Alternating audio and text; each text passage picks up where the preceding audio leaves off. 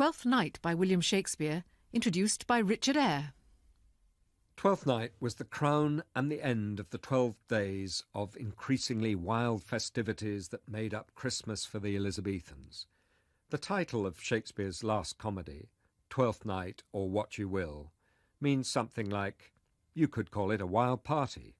But there's probably irony here. Certainly the comedy makes us smile throughout, and the scene in which Malvolio finds his love letter and resolves to wear smarter, sexier garters is one of the funniest in the theatre.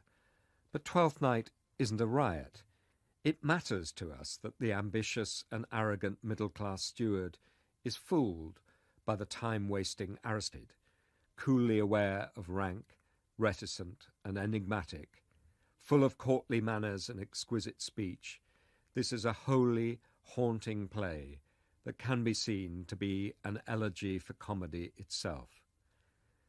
The action is dreamily constructed out of dramatic situations that have already featured in previous comedies by Shakespeare: the shipwreck, the identical twins, the faithful lonely friend called Antonio, the girl who has to woo another girl for the man she loves.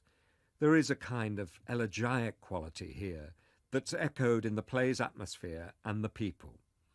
It's into this landlocked world, which Shakespeare calls Illyria, but is really the land of romance, that the shipwrecked twins Viola and Sebastian are blown one after another.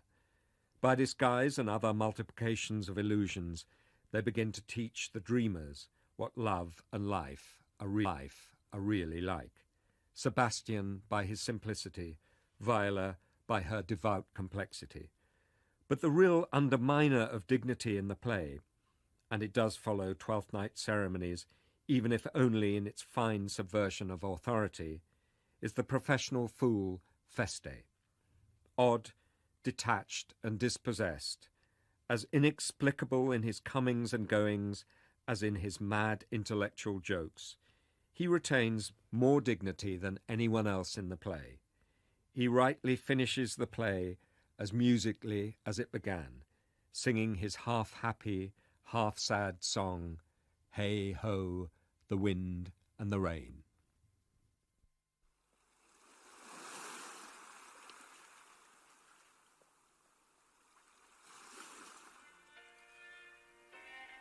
If music be the food of love, play on. Give me excess of it, that surfeiting the appetite may sicken and so die. That strain again, it had a dying fall. Oh, it came over my ear like the sweet sound that breathes upon a bank of violets, stealing and giving odor.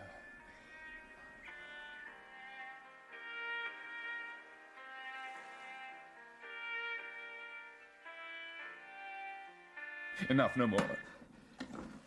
'Tis not so sweet now as it was before. O spirit of love, how quick and fresh art thou, that, notwithstanding thy capacity, receiveth as the sea.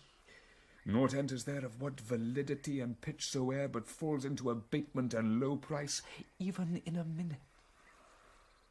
So full of shapes is fancy that it alone is highly fantastical. Will you go hunt, my lord? What? Why, so I do, the noblest that I have. Oh, when mine eyes did see Olivia first, methought she purged the air of pestilence. That instant was I turned into a hart, and my desires like fell and cruel hounds ere since pursue me. How now? What news from her? So please, my lord, I might not be admitted, but from a handmaid do return this answer.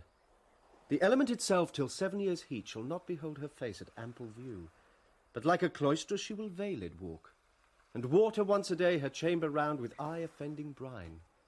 All this to season a brother's dead love, which she would keep fresh and lasting in her sad remembrance. Oh. She that hath a heart of that fine frame to pay this debt of love but to a brother.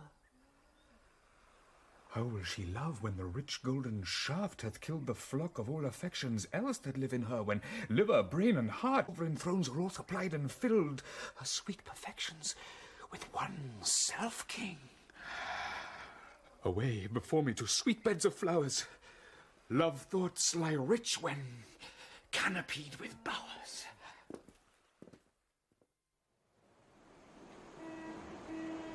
country, friends, is this? This is Illyria, lady. And what should I do in Illyria? My brother, he is in Elysium. Perchance he is not drowned. What think you, sailors? It is perchance that you yourself were saved. Oh, my poor brother. And so perchance may he be. True, madam, and to comfort you with chance, assure yourself, after our ship did split, when you and those poor numbers saved with you hung on our driving boat, I saw your brother, most provident in peril, bind himself, courage and hope both teaching him the practice, to a strong mast that lived upon the sea, where, like Orion on the dolphin's back, long as I could see. For saying so, there's gold. Mine own escape unfoldeth to my hope, whereto thy speech serves for authority, the like of him. Knowest thou this country? Aye, madam, well, for I was bred and born not 3 hours' travel from this very place. Who governs here? A noble duke, in nature as in name. What is his name? Orsino. Orsino. I have heard my father name him. He was a bachelor then. And so is now, or was so very late. For but a month ago I went from hence, and then 'twas fresh in murmur, as you know what great ones do the less will prattle of, that he did seek the love of fair Olivia. What she? A virtuous maid, the daughter of a count that died some 12 months since, then leaving her in the protection of his son, her brother, who shortly also died. For whose dear love, they say, she hath abjured the sight and company of men. Oh, that I served that lady, and might not be delivered. He also died.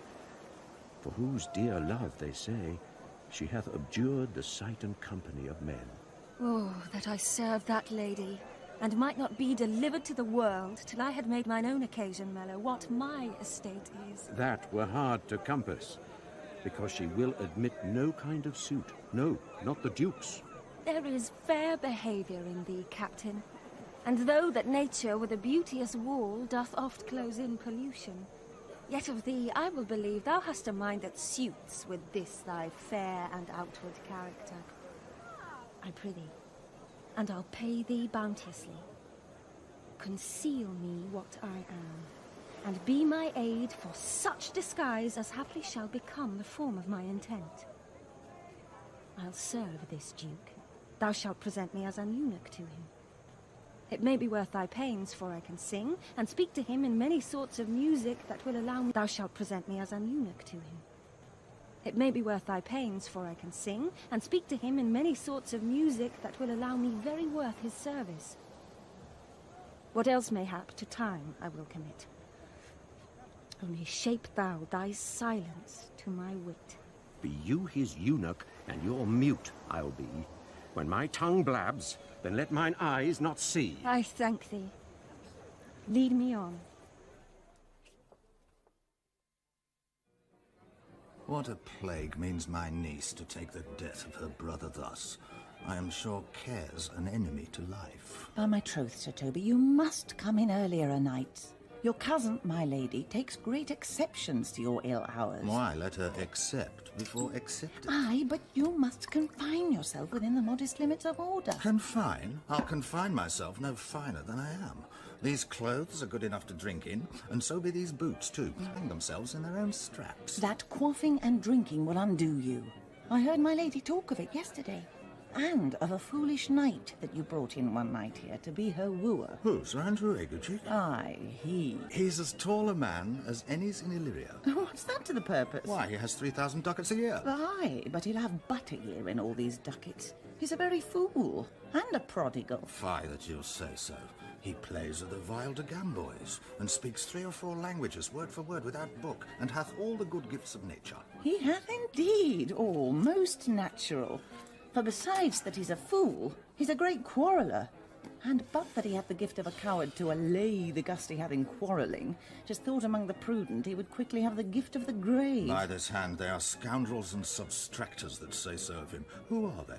They that add, moreover, he's drunk nightly in your company. With drinking healths to my niece. I'll drink to her as long as there is a passage in my throat and drink in Illyria.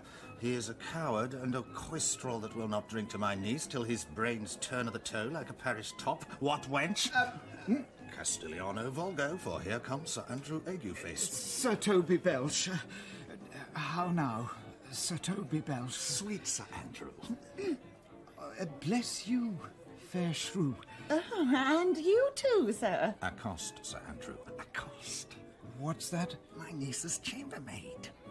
Good Mistress Accost, I desire better acquaintance. My name is Mary, sir. Good Mistress Mary Accost. You mistake, Knight. Accost is front her, board her, woo her, assail her. By my troth, I would not undertake her in this company. Is that the meaning of accost? Fare you well, gentlemen. And thou let part so, Sir Andrew, would thou mightst never draw sword again. And you part so, mistress, I would I might never draw sword again. Fair lady, do you think you have fools in hand? Now, sir, thought is free. I pray you, bring your hand to the buttery bar and let it drink. Wherefore, sweetheart? What's your metaphor? It's dry, sir. Why, I think so. I am not such an ass, but I can keep my hands dry. But what's your jest? A dry jest, sir. Are you full of them? Why, sir? I have them at my fingers' ends. Mary, now I let go your hand, I am barren. Oh, Knight, thou lackst a cup of canary. When did I see thee so put down? Never in your life, I think, unless you see canary put me down. Methinks sometimes I have no more wit than a Christian or an ordinary man has. But I am a great eater of beef, and I believe that does harm to my wit. No question. And I thought that I'd forswear it. I'll ride home tomorrow, Sir Toby. Pourquoi, my dear Knight? What is pourquoi? Do or not do? Hangs like flax on a distaff, and I hope to see a huswife take thee between her legs and spin it off. Faith, I'll home tomorrow, Sir Toby. Your niece will not be seen, or if she be, it's 4 to 1 she'll none of me. The Count himself here hard by woos her. She'll none of the Count. She'll not match above her degree, neither in estate, years, nor wit. I have heard her sweat. Tut, there's life in't, man. I'll stay a month longer. I am a fellow of the strangest mind in the world. I delight in masks and revels, sometimes altogether. Art thou good at these kickshaws, Knight? As any man in Illyria, whatsoever he be, under the degree of my betters, and yet I will not compare with an old man. What is thy excellence in a galliard, Knight? Faith, I can cut a caper. And I can cut the mutton toot. And I think I have the back trick, simply as strong as any man in Illyria. Wherefore are these things hid? Wherefore have these gifts a curtain before 'em? Are they like to take dusk, like Mistress Mal's picture? Why dost thou not go to church in a galliard and constitution of thy leg? It was formed under the star of a galliard. Aye, 'tis strong, and it does indifferent well in a dun-coloured stock. Shall we set about some revels? What shall we do else? Were we not born under Taurus? Taurus? That's sides and heart. No, sir. It is legs and thighs. Let me see thee caper. Ha ha ha! Higher! Ha ha! Ha ha! Excellent! If the Duke continue these favours towards you, Cesario, you are like to be much advanced. He hath known you but 3 days, and already you are no stranger. You either fear his humour or my negligence, that you call in question the continuance of his love. Is he inconstant, sir, in his favours? No, believe me. I thank you. Here comes the Count. Who saw Cesario, Earl? On your attendance, my lord, here. Stand you two aloof a while. Cesario. Cesario. Thou knowest no less but all. I have unclasped to thee the book even of my secret soul. Therefore, good youth, address thy gate unto her. Be not denied access, stand at her doors, and tell them their fixed foot shall grow till thou have audience. Sure, my noble lord, if she be so abandoned to her sorrow as it is spoke, she never will admit me. Be clamorous and leap all civil bounds rather than make unprofited return. Say I do speak with her, my lord, what then? Oh, then unfold the passion of my love. Surprise her with discourse of my dear faith. It shall become thee well to act my woes. She will attend it better in thy youth than in a nuncio's of more grave aspect. I think not so, my lord. Dear lad, believe it, for they shall yet belie thy happy years that say thou art a man. Diana's lip is not more smooth than Rubia's. Thy small pipe is as the maiden's organ, shrill and sound. Well, to act my woes, she will attend it better in thy youth than in a nuncio's of more grave aspect. I think not so, my lord. Dear lad, believe it, for they shall yet belie thy happy years that say thou art a man. Diana's lip is not more smooth than Rubia's. Thy small pipe is as the maiden's organ, shrill and sound. and all is semblative a woman's part. I know thy constellation is right apt for this affair. Some 4 or 5 attend him. All, if you will. For I myself am best when least in company. Prosper well in this, and thou shalt live as freely as thy lord, to call his fortunes thine. I'll do my best to woo your lady. Yet a baleful strife. Whoe'er I woo, myself would be his wife. Be his wife.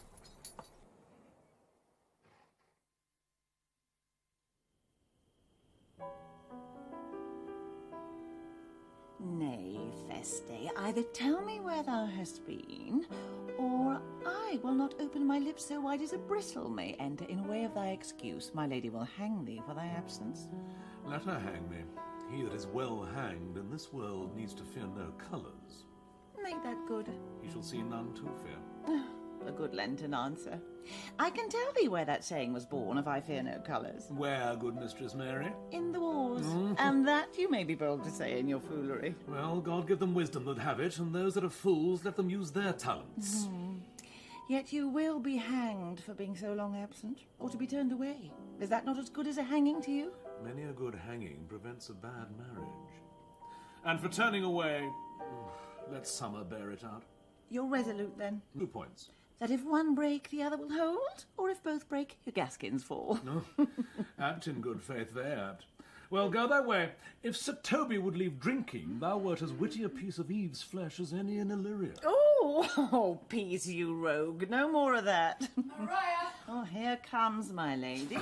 Make your excuse wisely, you were best. Wait and be thy will, put me into good fooling. Those wits that think they have thee do very oft prove fools, and I, that am sure I lack thee, may pass for a wise man. For what says Quinapolus? Better a witty fool than a foolish wit. God bless thee, lady. Take the fool away. Do you not hear, fellows? Take away the lady. Go to your dry fool. I'll know more of you. Besides, you grow dishonest. 2 faults, Madonna, that drink and good counsel will amend. For, give the dry fool drink, then is the fool not dry. Bid the dishonest man mend himself. If he mend, he is no longer dishonest. If he cannot, let the botcher mend him. Anything that's mended is but patched. Virtue that transerves so. If it will not, what remedy? As there is no true cuckold but calamity, so beauty's a flower. The lady bade take away the fool, therefore I say again, take her away. Sir, I bade them take away you. Misprision in the highest degree, lady, cucullus non facit monachum, which is as much as to say, I wear not motley in my brain. Good Madonna, give me leave to prove you a fool. Can you do it? Dexterously, good Madonna. Make your proof. I must catechize you for it, Madonna. Good my mouse, virtue, answer me. Well, sir, for want of other idleness, I'll bide your proof. Good Madonna, why mourn'st thou? Good fool, for my brother's death. I think his soul is in hell, Madonna. I know his soul is in heaven, fool. The more fool Madonna to mourn for her brother's soul being in heaven. Take away the fool, gentlemen. What think you of this fool, Malvolio? Doth he not mend? Yes, and shall do till the pangs of death shake him. Infirmity that decays the wise doth ever make the better fool. God send you, sir, a speedy infirm. Look you now, he's out of his guard already. Unless you laugh and minister occasion to him, he is gagged. I protest I take these wise men that crow so at these set kind of fools no better than the fool Zanies. Oh, you are sick of self-love, Malvolio, and taste with a distempered appetite. To be generous, guiltless, and of free disposition is to take those things for bird bolts that you deem cannon bullets. There is no slander in an allowed fool, though he do nothing but rail, nor no railing in a known discreet man, though he do nothing but reprove. Now Mercury endue thee with leasing, for thou speak'st well of fools. There is at the gate a young gentleman much desires to speak with you. From the Count Orsino, is it? I know not, madam. 'Tis a fair young man, and well attended. Who of my people hold him in delay? Sir Toby, madam, your kinsman. Oh, fetch him off, I pray you. He speaks nothing but madman. Fie on him. Go you, Malvolio. If it be a suit from the Count, I am sick or not at home. What you will to dismiss it. Now you see, sir, how your fooling grows old and people dislike it. Thou spoke for us, Madonna, as if thy eldest son should be a fool, whose skull Jove crammed with brains for... Oh, here he comes. One of thy kin has a most weak pia mater. By mine honour, half drunk. What is he at the gate, cousin? A gentleman. A gentleman? What gentleman? 'Tis a gentleman here. Plague of these pickled herring. Ah, how now, sot? Good Sir Toby. Cousin, how have you come so early by this lethargy? Lechery? I defy lechery. There's one at the gate. Aye, marry, what is he? Let him be the devil in him. Ah, how now, sot? Good Sir Toby. Cousin, how have you come so early by this lethargy? Lechery? I defy lechery. There's one at the gate. Aye, marry, what is he? Let him be the devil, and he will, I care not. Give me faith, say I. Well, it's all one. What's a drunken man like, fool? Like a drowned man, a fool, and a madman. Hmm? One draught above heat makes him a fool, the second mads him, and the third drowns him. Go thou and seek the crowner, and let him sit o' my cuz, for he's in the third degree of drink. He's drowned. Go, look after him. He is but mad yet, Madonna, and the fool shall look to the madman. Madam. Oh. Madam, yon young fellow swears he will speak with you. I told him you were sick. He takes on him to understand so much, and therefore comes to speak with you. I told him you were asleep. He seemed to have a foreknowledge of that too, and therefore comes to speak with you. He takes on him to understand so much, and therefore comes to speak with you. I told him you were asleep. He seemed to have a foreknowledge of that too, and therefore comes to speak with you. What's to be said to him, lady? He's fortified against any denial. Tell him he shall not speak with me. He has been told so, and he says he'll stand at your door like a sheriff's post and be the support to a bench, but he'll speak with you. What kind of man is he? Why, of mankind. What manner of man? A very ill manner. He'll speak with you, will you or no? Of what personage and years is he? Not yet old enough for a man, nor young enough for a boy. As a squash is, before 'tis a peace cod, or a codling when 'tis almost an apple. 'Tis with him in standing water between boy and man. He is very well favoured, and he speaks very shrewishly. One would think his mother's milk were scarce out of him. Let him approach. Call in my gentlewoman. Gentlewoman? Aye? My lady calls. Give me my veil. Come, throw it o'er my face. We'll once more hear Orsino's embassy. The honourable lady of the house, which is she? Speak to me, I shall answer for her. Your will? Most radiant, exquisite, and unmatchable beauty. I pray you, tell me if this be the lady of the house, for I never saw her. I would be loath to cast away my speech, for besides that it is excellently well penned, I have taken great pains to con it. Good beauties, let me sustain no scorn. I am very comfortable even to the least sinister usage. Whence came you, sir? I could say little more than I have studied, and that question's out of my part. Good gentle one, give me modest assurance, if you be the lady of the house, that I may proceed in my speech. Are you a comedian? No, my profound heart. And yet by the very fangs of malice. Are you the lady of the house? If I do not usurp myself, I am. Most certainly if you are she, you do usurp yourself. For what is yours to bestow is not yours to reserve. But this is from my commission. I will on with my speech in your praise, then show you the heart of my message. Come to what is important, and I forgive you the praise. Alas, I took great pains to study it, and 'tis poetical. It is the more like to be feigned. I pray you, keep it in. I heard you were saucy at my gates, and allowed your approach rather to wonder at you than to hear you. If you be not mad, be gone. If you have reason, be brief. 'Tis not that time of mood with me to make one in so skipping a dialogue. Will you hoist sail, sir? Here lies your way. No, good swabber, and hull here a little longer. Some mollification for your giant, sweet lady. Tell me your mind. I am a messenger. Sure, you have some hideous matter to deliver when the courtesy of it is so fearful. It alone concerns your ear. I bring no overture of war, no taxation of homage. I hold the olive in my hand. My words are as full of peace as matter. Yet you began rudely. What are you? What would you? The rudeness that hath appeared in me have I learned from my entertainment. What I am and what I would are as secret as maidenhead. To your ears, divinity. To any others, profanation. Give us the place alone. Madam? Most sweet lady. A comfortable doctrine, and much may be said of it. Where lies your text? In Orsino's bosom. In his bosom. In what chapter of his bosom? To answer by the method, in the first of his heart. Oh, I have read it. It is heresy. Have you no more to say?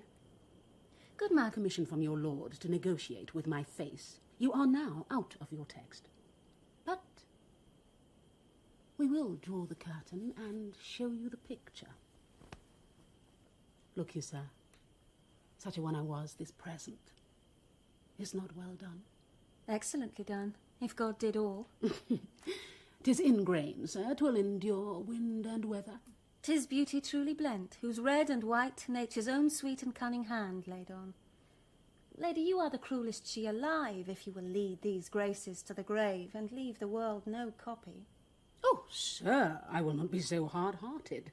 I will give out divers schedules of my beauty.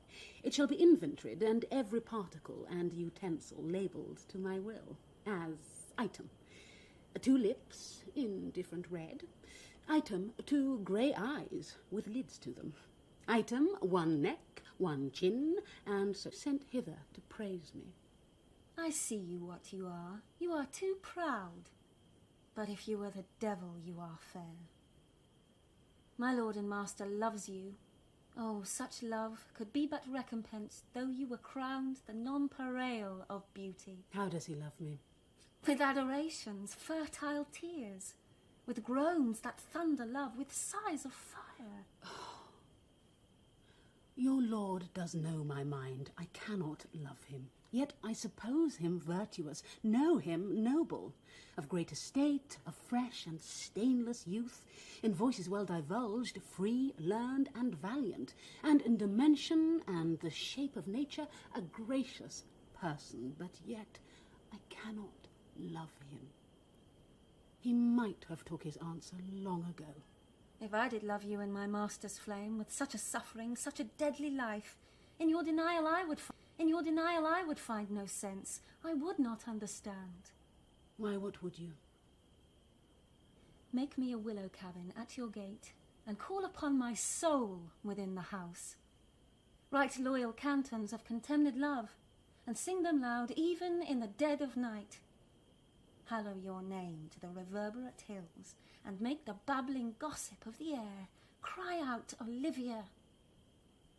Oh, you should not rest between the elements of air and earth, but you should pity me. You might do much. What is your parentage? Above my fortunes. Yet my state is well. I am a gentleman. Get you to your lord. I cannot love him. Let him send no more, unless, perchance, you come to me again to tell me how he takes it. Fare you well. I thank you for your pains. Spend this for... Yet my state is well. I am a gentleman. Get you to your lord. I cannot love him. Let him send no more, unless, perchance, you come to me again to tell me how he takes it. Fare you well. I thank you for your pains. Spend this for me. I am no feed, post lady. Keep your purse. My master, not myself, lacks recompense. Love, make his heart of flint that you shall love, and let your fervour, like my master's, be placed in contempt. Farewell, fair cruelty. What is your parentage? Above my fortunes, yet my state is well. I am a gentleman. I'll be sworn thou art. Thy tongue, thy face, thy limbs, actions, and spirit do give thee 5-fold blazon. Oh, not too fast. Soft. Soft. Unless the master were the man. How now? Even so quickly may one catch the plague? Methinks I feel this youth's perfections with an invisible and subtle stealth to creep in at mine eyes. Well, let it be. What ho, Malvolio! Here, madam, at your service. Run after that same peevish messenger, the county's man. He left this ring behind him. Would I or not? Tell him I'll none of it. Desire him not to flatter with his lord, nor hold him up with hopes. I am not for him. If that the youth will come this way tomorrow, I'll give him reasons for it. Hie thee, Malvolio. Madam, I will. I do, I know not what, and fear to find mine eye too great a fate. Show thy force. Ourselves we do not owe. What is decreed must be. And be this so.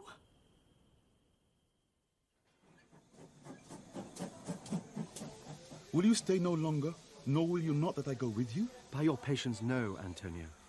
My stars shine darkly over me. The malignancy of my fate might perhaps distemper yours.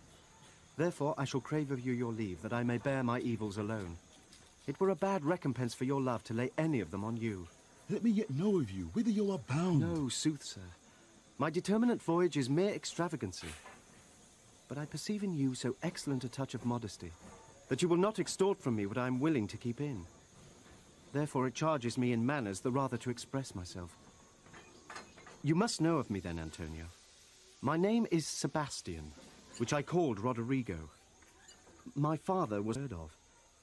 He left behind him myself and a sister, both born in an hour. If the heavens had been pleased, would we had so ended. But you, sir, altered that. For some hour before you took me from the breach of the sea was my sister drowned. Alas the day. A lady, sir, though it was said she much resembled me, was yet of many accounted beautiful. But though I could not wonder over far believe that, yet thus far I will boldly publish her. She bore a mind that envy could not but call fair. She is drowned already, sir, with salt water, though I seem to drown her remembrance again with more. Pardon me, sir, your bad entertainment. Oh, good Antonio, forgive me your trouble. If you will not murder me for my love, let me be your servant. If you will not undo what you have done, that is, kill him whom you have recovered, desire it not. Fare you well at once. My bosom is full of kindness, and I am yet so near the manners of my mother that upon the least occasion more mine eyes will tell tales of me. I am bound to the Count Orsino's court. Farewell. The gentleness of all the gods go with thee. I have many enemies in Orsino's court, else would I very shortly see thee there. But come what may, I do adore thee so that danger shall seem sport. Lisa have since arrived, but hither. She returns this ring to you, sir. You might have saved me my pains to have taken it away yourself. She adds, moreover, that you shall put your lord into a desperate assurance she will none of him. And one thing more, that you be never so hardy to come again in his affairs, unless it be to report your lord's taking of this. Receive it so. She took the ring of me? I'll none of it. Oh, come, sir. You peevishly threw it to her, and her will is it should be so returned. If it be worth stooping for, there it lies in your eye. If not, be it his that finds it. I left no ring with her. What means this lady? Fortune forbid my outside have not charmed her. She made good view of me, indeed so much that methought her eyes had lost her tongue, for she did speak in starts, distractedly. I am the man. If it be so, as 'tis, poor lady, she were better love a dream.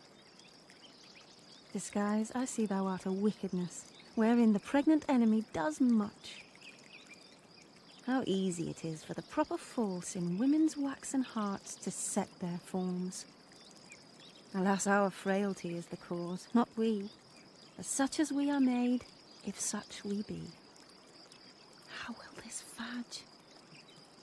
My master loves her dearly, and I, poor monster, fond as much on him, and she, mistaken, seems to dote on me. What will become of this? As I am man, my state is desperate for my master's love. As I am woman, Now, alas the day, what thriftless sigh shall poor Olivia breathe? O time, thou must mistaken, seems to dote on me. What will become of this? As I am man, my state is desperate for my master's love. As I am woman, now, alas the day, what thriftless sigh shall poor Olivia breathe? O time, thou must untangle this, not I. It is too hard a knot for me to untie. Approach, Sir Andrew. Not to be abed after midnight is to be up betimes, and deliculo surgere. Thou knowest? Nay, by my troth, I know not, but I know to be up late is to be up late. A false conclusion. I hate it as an unfilled can. To be up after midnight and to go to bed then is early, so that to go to bed after midnight is to go to bed betimes. Does not our lives consist of the four elements? Does not our lives consist of the four elements? Faith, so they say, but I think it rather consists of eating and drinking. That a scholar. Let us therefore eat and drink. Marion, I say, a stoup of wine. Here comes the fool, i'faith. Aha! Now my hearts. Did you never see the picture of we three? Welcome, ass. Now let's have a catch. Oh, by my troth, the fool has an excellent breast. I had rather than 40 shillings I had such a leg, and so sweet a breath to sing as the fool has. In sooth, thou wast in very gracious fooling last night, when thou spokest of Pigrog Romitus of the Vapians passing the equinoctial of Quibus. 'Twas very good, i'faith. I sent thee sixpences for thy leman. Hadst it? I did impetticoat thy gratillity. For Malvolio's nose is no whipstock, my lady has a white hand, and the Myrmidons are no bottle ale houses. Excellent. Why, this is the best fooling when all is done. Now, on. Go on. There's sixpence for you. Let's have a song. There's a testrel of me, too. If one night give us... Would you have a love song or a song of good life? A love song. A love song. Aye, I care not for good life.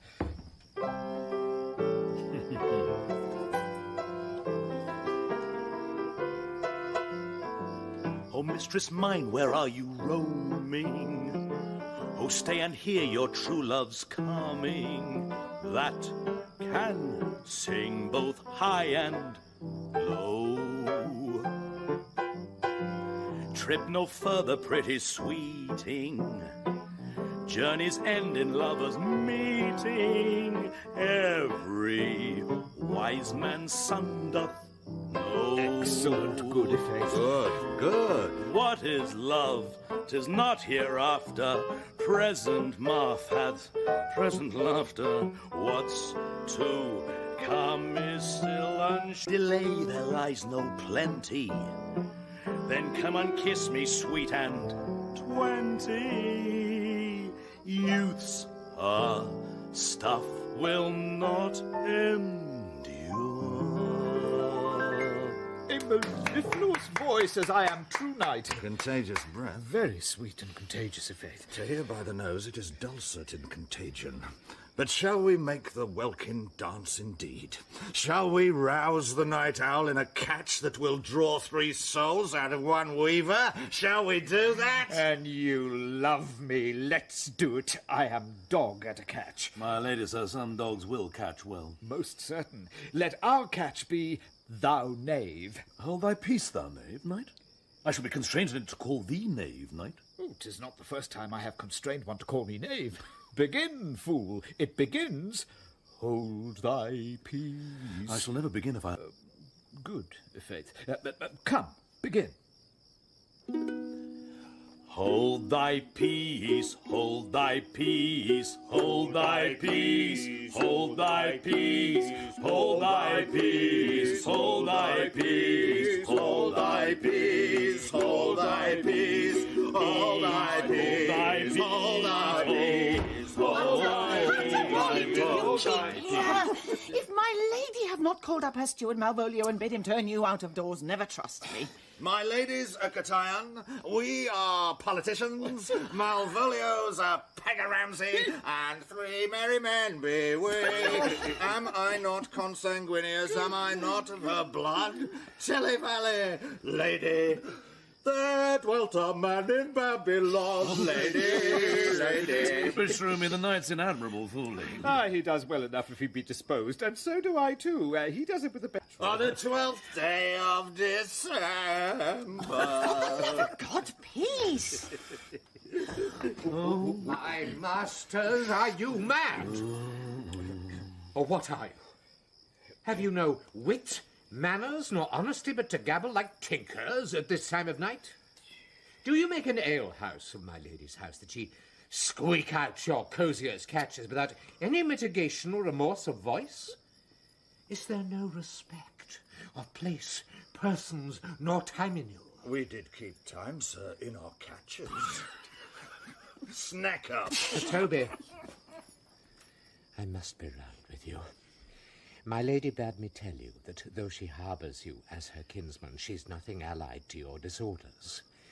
If you can separate yourself and your misdemeanours, you're welcome to the house. If not, and it would please you to take leave of her, she is very willing. Farewell. Farewell, dear heart, since I must needs be gone.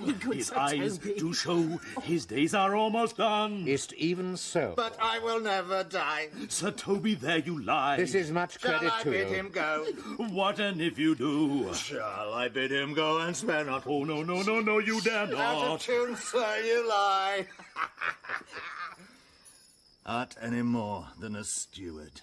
Dost thou think, because thou art virtuous, there shall be no more cakes and ale? Yes, by St. Anne, and gingers will be hot in the mouth, too. Ah, to the right. Go, sir, rub your chain with crumbs. A stoop of wine, Maria. Mistress Mary, if you prized my lady's favour at anything more than contempt, you would not give means for this uncivil rule. She shall know of it. By this hand. Go shake your ears. 'Twere as good a deed as to drink when a man hungry, to challenge him the field, and then to break promise with him and make a fool of him. Do it, knight. I'll write thee a challenge, or I'll deliver thy indignation to him by word of mouth. Sweet Sir Toby, be patient for tonight. Since the youth of the Count's was today with my lady, she is much out of quiet. For Monsieur Malvolio, let me alone with him. If I do not gull him into a nay-word and make him a common recreation, do not think I have wit enough to lie straight in my bed. I know I can do it. Possessors, tell us something of him. Marry, sir, sometimes he is a kind of a Puritan. Oh, if I thought that, I'd beat him like a dog. What, for being a Puritan? Thy exquisite reason, dear knight? I have no exquisite reason for it, but I have reason good enough. Oh, the devil a Puritan that he is, or anything constantly, but a time-pleaser. An affectioned ass that cons state without book and utters it by great swathes. The best persuade himself, so crammed, as he thinks, with excellencies, that it is his grounds of faith that all that look on him love him. And on that vice in him will my revenge find notable cause to work. What wilt thou do? I will drop in his way some obscure epistles of love, wherein, by the colour of his beard, the shape of his leg, the manner of his gait, the expression of his eye, forehead, and complexion, he shall find himself most feelingly personated.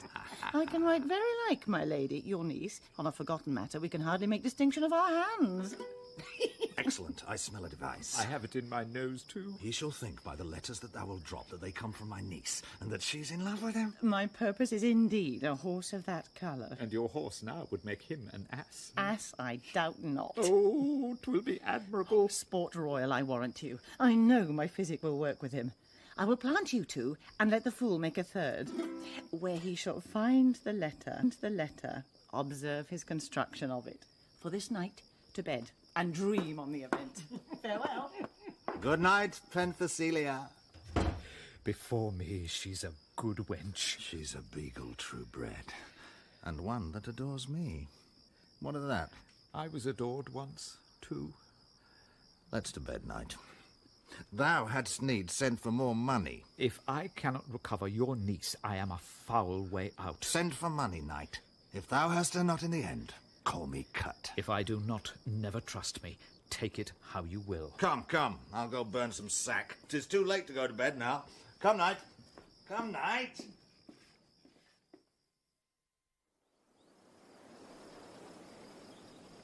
Give me some music. Now, good morrow, friends. Now, good Cesario. But that piece of song, that old and antique song we heard last night, methought it did relieve my passion much more than light airs and recollected terms of these most brisk and giddy-paced times. Come, but one verse. He is not here, so please your lordship, that should sing it. Who was it? Feste the jester, my lord. A fool that the Lady Olivia's father took much delight in. He is about the house. Seek him out, and play the tune a while. My lord. Come hither, boy. If ever thou shalt love in the sweet pangs of it, remember me. For much as I am, all true lovers are, unstaid and skittish in all motions else, save in the constant image of the creature that is beloved. How does I like this tune? It gives a very echo to the seat where love is throned. Oh, thou dost speak masterly. My life upon it, young though thou art, thine eye hath stayed upon some favour that it loves, hath it not, boy? A little by your favour. What kind of woman is't? Of your complexion. She's not worthy, then. What years of faith? Too old, by heaven.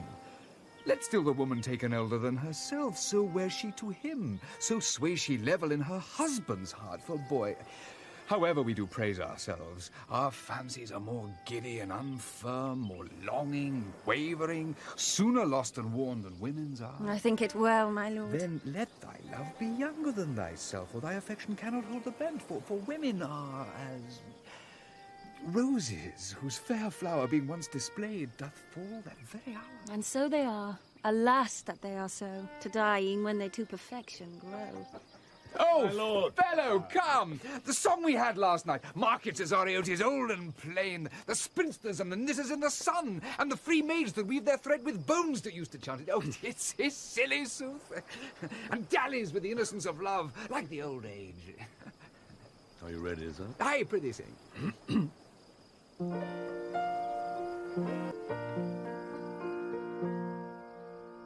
Come away,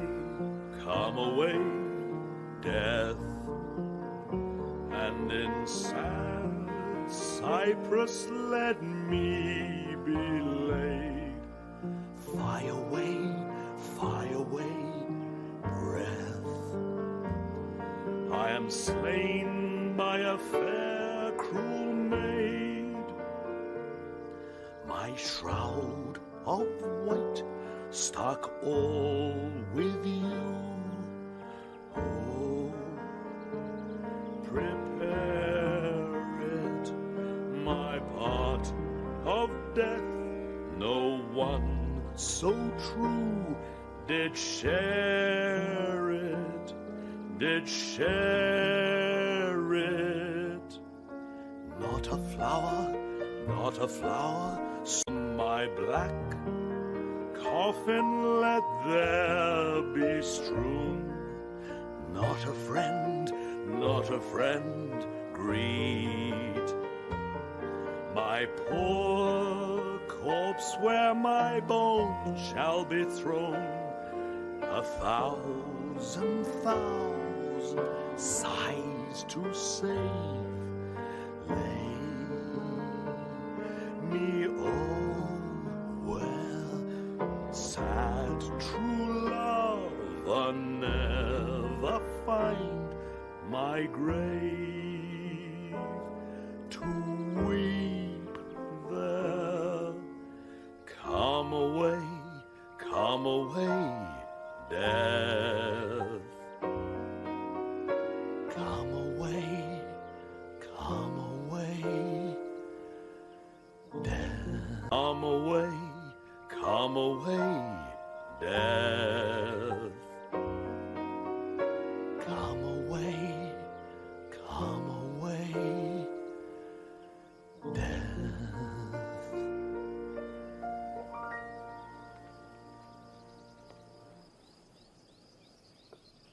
There's for thy pains. No pain, sir. I take pleasure in singing. I'll pay thy pleasure, then. Truly, sir, and pleasure will be paid, one time or another. Give me now leave to leave thee. Now the melancholy god protect thee, and the tailor make thy doublet of changeable taffeta, for thy mind is very opal. I would have men of such constancy put to sea, that their business might be everything, and their intent everywhere, for that's it that always makes a good voyage of nothing. Farewell. Let all the rest give place. My lord. Once more, Cesario. Get thee to yon same sovereign cruelty, tell her mighty of dirty lands, the parts that fortune hath bestowed upon her, tell her I hold as giddily as fortune, but 'tis that miracle and queen of gems that nature pranks her in, attracts my soul. But if she cannot love you, sir... It cannot be so answered. Sooth, but you must. Say that some lady, as perhaps there is, hath for your love as great a pang of heart as you have for Olivia. You cannot love her. You tell her so. Must she not then be answered? There is no woman's sides can bide the beating of so strong a passion as love doth give my heart. No woman's heart so big to hold so much, they lack retention. Alas, their love may be called appetite, no motion of the liver, but the palate that suffers surfeit, cloyment, and revolt. But mine is all as hungry as the sea, and can digest as much. Oh, make no compare between that love a woman can bear me and that I owe Olivia. Aye, but I do well what love women to men may owe. In faith, they are as true of heart as we. My father had a daughter loved a man, as it might be, perhaps, were I a woman, I should your lordship. And what's her history? A blank, my lord. She never told her love, but let concealment, like a worm i' the bud, feed on her damask cheek. She pined in thought, and with a green and yellow melancholy she sat like Patience on a monument, smiling at grief. Was not this love indeed? We men may say more, swear more, but indeed our shows are more than will, for still we prove much in our vows, but little in our love. But died thy sister of her love, my boy? I am all the daughters of my father's house, and all the brothers too, and yet I know not. Sir, shall I to this lady? Aye, that's the theme. My love can give no place. Bide no delay.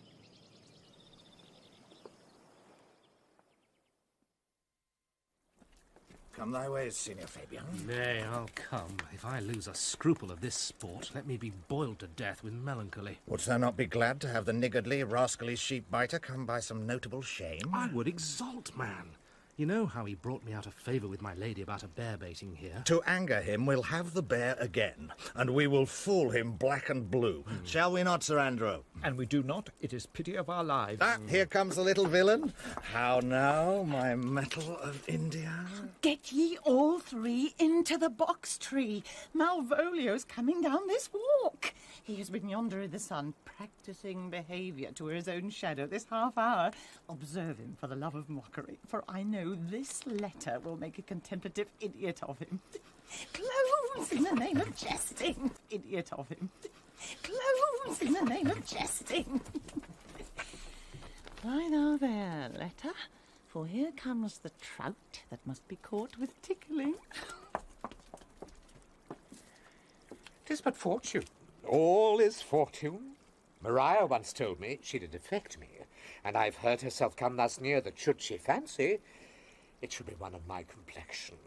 Besides, she uses me with a more exalted respect than anyone else that follows her. What should I think on't? Here's an overweening rogue. Oh, peace. Contemplation makes a rare turkey cock of him. How he jets under his advanced plumes. Slight, I could so beat the rogue. Peace, I say. To be Count Malvolio. Pistol him, pistol him. Peace, peace. There is example for it. The lady of the straitchain married the yeoman of the wardrobe. Fie on him, Jezebel. Oh, peace. Now he's deeply in. Look how imagination blows him. Look how imagination blows him. Having been 3 months married to her, sitting in my state. Oh, for a stone bolt to hit him in the eye. Calling my officers about me in my branched velvet gown, having come from a daybed where I've left Olivia sleeping. Fire and brimstone. Oh, peace, peace. And then to have the humour of state. And after a demure travel of regard, telling them, I know my place, as I would they should do theirs. To ask for my kinsman, Toby. Bolts and shackles. Oh, peace, peace, peace. 7 of my people, with an obedient start, make out for him. I frown a while, and perchance wind up my watch, or play with my, some rich jewel. Toby approaches. curtsies there to me. Shall this fellow live? Though our silence be drawn from us with cars, yet peace. I extend my hand to him, thus, quenching my familiars. We take you a blow of the lips, then. Saying, Cousin Toby, my fortunes having cast me on your niece, give me this prerogative of speech. What? You must amend your drunkenness. Out, scamp. Nay, patience, or we break the sinews of the plot. Besides, you waste the treasure of your time with a foolish knight. That's me, I warrant you. One Sir Andrew. I knew 'twas I, for many to call me fool. Oh, what employment have we here? Now is the woodcock near the gin. Oh, peace, and the spirit of humours intimate reading aloud to him. My life, this is my lady's hand. These be her very C's, her U's, and her T's. And thus makes she her great P's. It is in contempt of question her hand. Her C's, her U's, and her T's? Why that? To the unknown beloved, this and my good wishes. Her very phrases. C's, her U's, and her T's? Why that? To the unknown beloved, this and my good wishes. Her very phrases. By your leave, wax.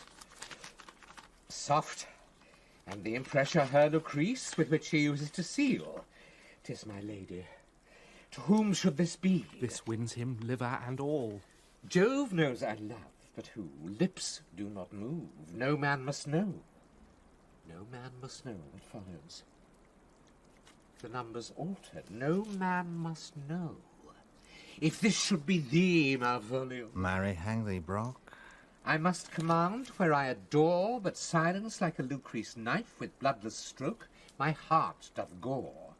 M-O-A-I doth sway my life. A fustian riddle. Excellent wench, say I. M-O-A-I doth sway my life.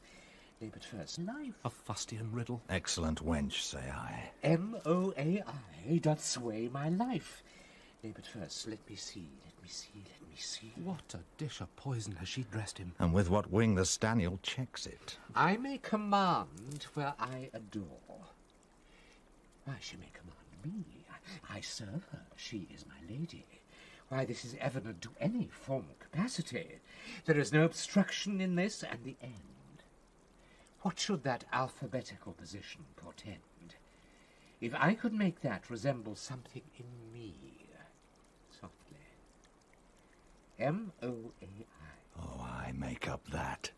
He is now at a cold scent. Souter will cry upon for all this, though it be as rank as a fox. Emma. Malvolio. Why, that begins my name. Did I not say that he would work it out? That cur is excellent at faults. M. A should follow, but O does. And O shall end, I hope. Aye, or I'll cudgel him and make him cry O. And then I comes behind. Aye. And you had any eye behind you, you might see more detraction at your heels than fortunes before you. M-O-A-I. This simulation is not as the former. And yet to crush this a little, it would bow to me. For every one of these letters are in my name soft. Here follows prose. If this fall into thy hand, revolve, in my stars I am above thee. But be not afraid of greatness. Some are born great, some achieve greatness, and some have greatness thrust upon them. Thy fates open their hands, let thy blood and spirit embrace them, and to inure thyself to what thou art like to be, cast thy humble slough and appear fresh. Be opposite with a kinsman, surly with servants. Let thy tongue tang arguments of state. Put thyself into the... If thou desirest to be so. If not, let me see thee a steward still, a fellow of servants, and not worthy to touch fortune's fingers. Farewell, she that would alter services with thee, the fortunate unhappy. Daylight and champagne discovers not more. This is open. I will be proud. I will read politic authors. I will baffle Sir Toby. I will wash off gross acquaintance. I will be point devise the very man. I do not now fool myself to let imagination jade me, for every reason excites to this, that my lady loves me. She did commend my yellow stockings of late. She did praise my leg being cross-gartered, and in this she manifests herself to my love, and with a kind of injunction drives me to these habits of her liking. I thank my stars. I am happy. I will be strange, stout, in yellow stockings and cross-gartered, even with the swiftness of putting on. Jove and my stars be praised. Here is yet a postscript. Thou canst not choose but know who I am. If thou entertainst my love, let it appear in thy smiling. Thy smiles become thee well. Therefore in my presence still smile, dear my sweet, I prithee. O Jove, I thank thee, I will smile. I will do everything that thou wilt have me. I will not give me part of this sport for a pension of thousands to be paid from the... I will not give me part of this sport for a pension of thousands to be paid from the Sophie. I could marry this wench for this device. So could I. And ask no other dowry with her but such another jest. Nor I neither. Oh, here comes my noble gull-catcher. Wilt thou set thy foot on my neck? Or on mine either. Shall I play my freedom at trade trip and become thy bond slave? If faith or I either. Why, thou hast put him in such a dream that when the image of it leaves him, he must run mad. Nay, but say true, does it work upon him? Like aquavita with a midwife. Well, if you will then see the fruits of the sport, mark his first approach before my lady. He will come to her in yellow stockings, and 'tis a colour she abhors, and cross-gartered, a fashion she detests. And he will smile upon her, which will now be so unsuitable to her disposition, being addicted to a melancholy as she is, that it cannot but turn him into a notable contempt. If you will see it, follow me. Tartar, thou most excellent devil of wit. I'll make one too.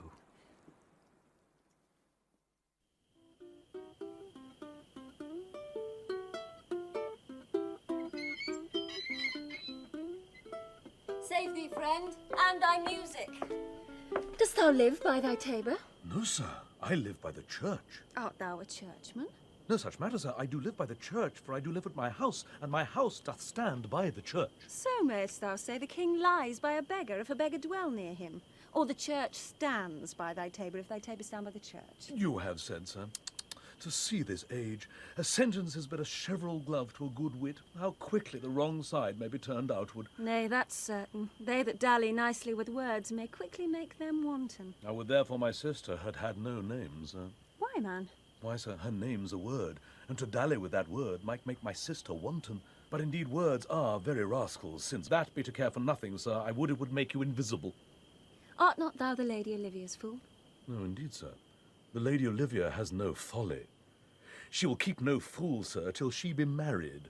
And fools are as like husbands as pilchards are to herrings, the husband's the bigger. I am indeed not her fool, but her corrupter of words. I saw thee late at the Count Orsino's. Foolery, sir, does walk about the orb like the sun. It shines everywhere. I would be sorry, sir, but the fool should be as oft with your master as with my mistress. I think I saw your wisdom there. Nay, an thou pass upon me, I'll no more with thee. Hold. There's expenses for thee. Oh. Now Jove in his next commodity of hair send thee a beard. By my troth, I'll tell thee, I am almost sick for one, though I would not have it grow on my chin. Is thy lady within? Would not a pair of these have bred, sir? Yes, being kept... I would be sorry, sir, but the fool should be as oft with your master as with my mistress. I think I saw your wisdom there. Nay, an thou pass upon me, I'll no more with thee. Hold. There's expenses for thee. Oh. Now Jove in his next commodity of hair send thee a beard. By my troth, I'll tell thee, I am almost sick for one, though I would not have it grow on my chin. Is thy lady within? Would not a pair of these have bred, sir? Yes, being kept together and put to use. I would play Lord Pandarus of Phrygia, sir, to bring a Cressida to this Troilus. I understand you, sir. 'Tis well begged. The matter, I hope, is not great, sir. Begging but a beggar. Cressida was a beggar. My lady is within, sir. I will consta to them whence you come. Who you are and what you would are out of my welkin. I might say element, but the word is overwarm. Who you are and what you would are out of my welkin. I might say element, but the word is overwarm. This fellow is wise enough to play the fool, and to do that well craves a kind of wit. He must observe their mood on whom he jests, the quality of persons, and the time, and, like the haggard, check at every feather that comes before his eye. This is a practice as full of labour as a wise man's art. For folly that he wisely shows is fit, but wise men, folly fallen, quite taint their wit. Save you, gentlemen. And you, sir. Dieu vous garde, monsieur.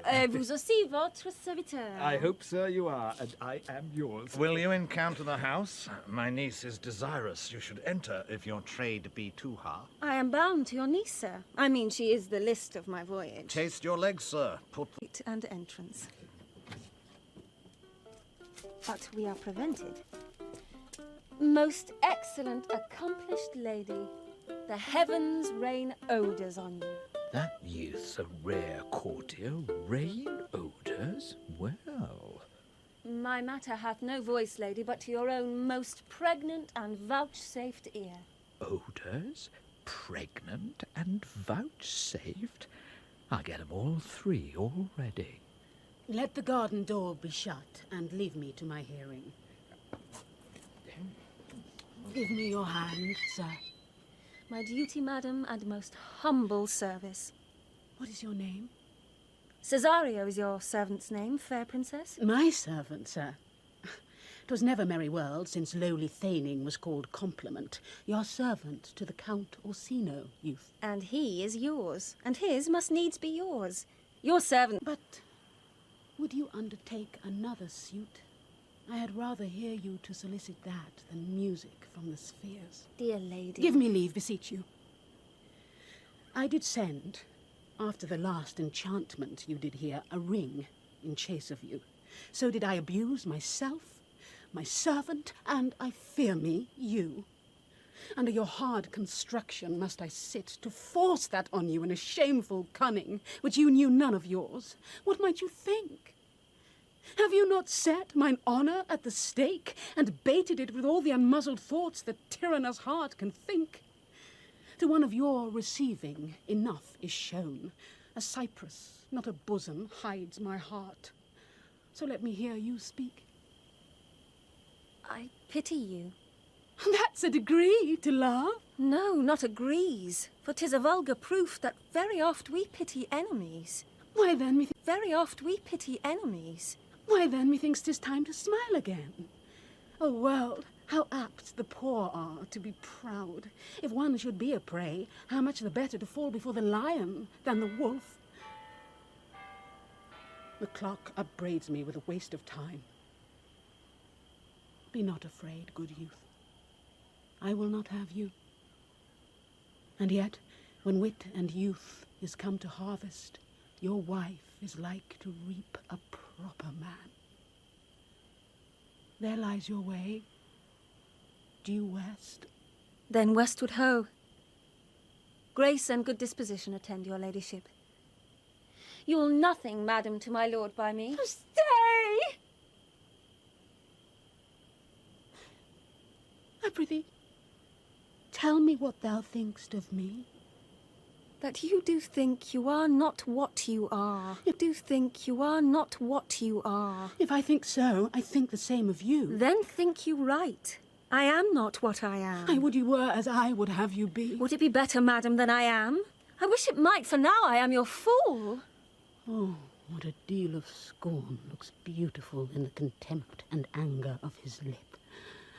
The murderous guilt shows not itself more soon than love that would seem hid. Love's night is noon. Cesario, by the roses of the spring, by maidhood, honour, truth, and everything, I love thee so. that mock all thy pride, nor wit nor reason can my passion hide. Do not extort thy reasons from this clause, for that I woo, thou therefore hast no cause, but rather reason, thus with reason fetter. Love sought is good, but given unsought is better. By innocence I swear, by innocence I swear, and by my youth I have one heart, one bosom, and one truth, and that no woman has, nor never none shall be mistress of it, save I alone. And so adieu, good madam. Nevermore will I my master's tears to you deplore. Yet come again, for thou perhaps mayst move that heart which now abhors to like his love.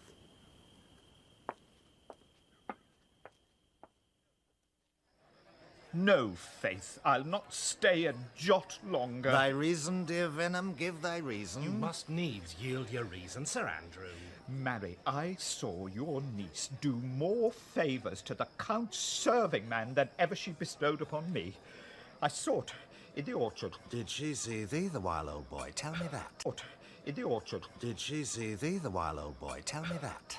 As plain as I see you now. This was a great argument of love in her toward you. Slight, will you make an ass of me? I will prove it legitimate, sir, upon the oaths of judgment and reason. And they have been grand jurymen since before Noah was a sailor. She did show favour to the youth in your sight, only to exasperate you, to awake your dormouse valour, to put fire in your heart and brimstone in your liver.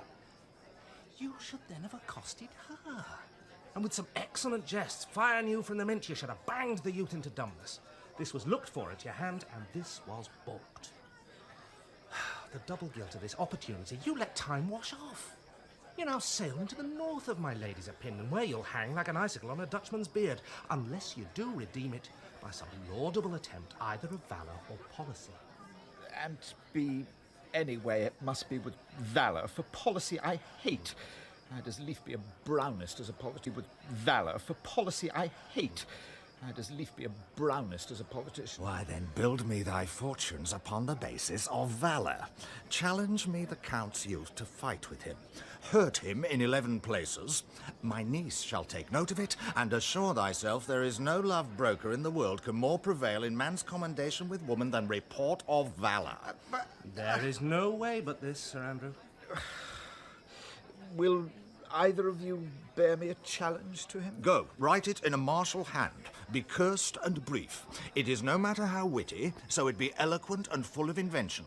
Taunt him with the license of ink.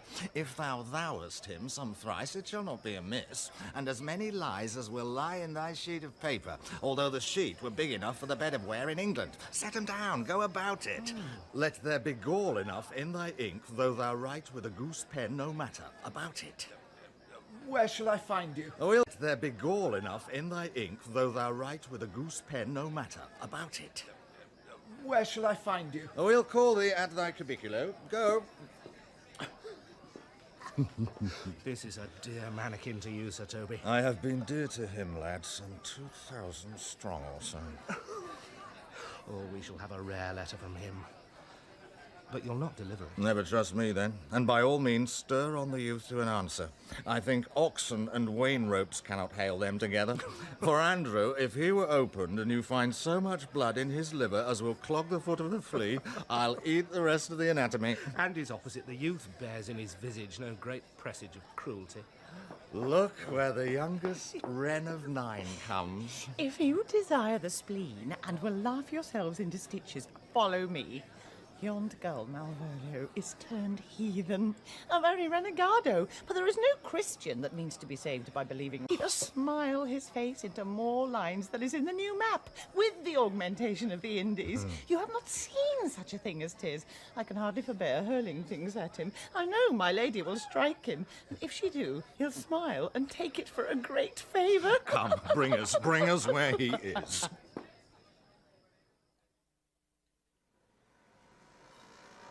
I would not by my will have troubled you, but since you make your pleasure of your pains, I will no further chide you. I could not stay behind you. My desire, more sharp than filed steel, did spur me forth. And not all love to see you, though so much as might have drawn one to a longer voyage.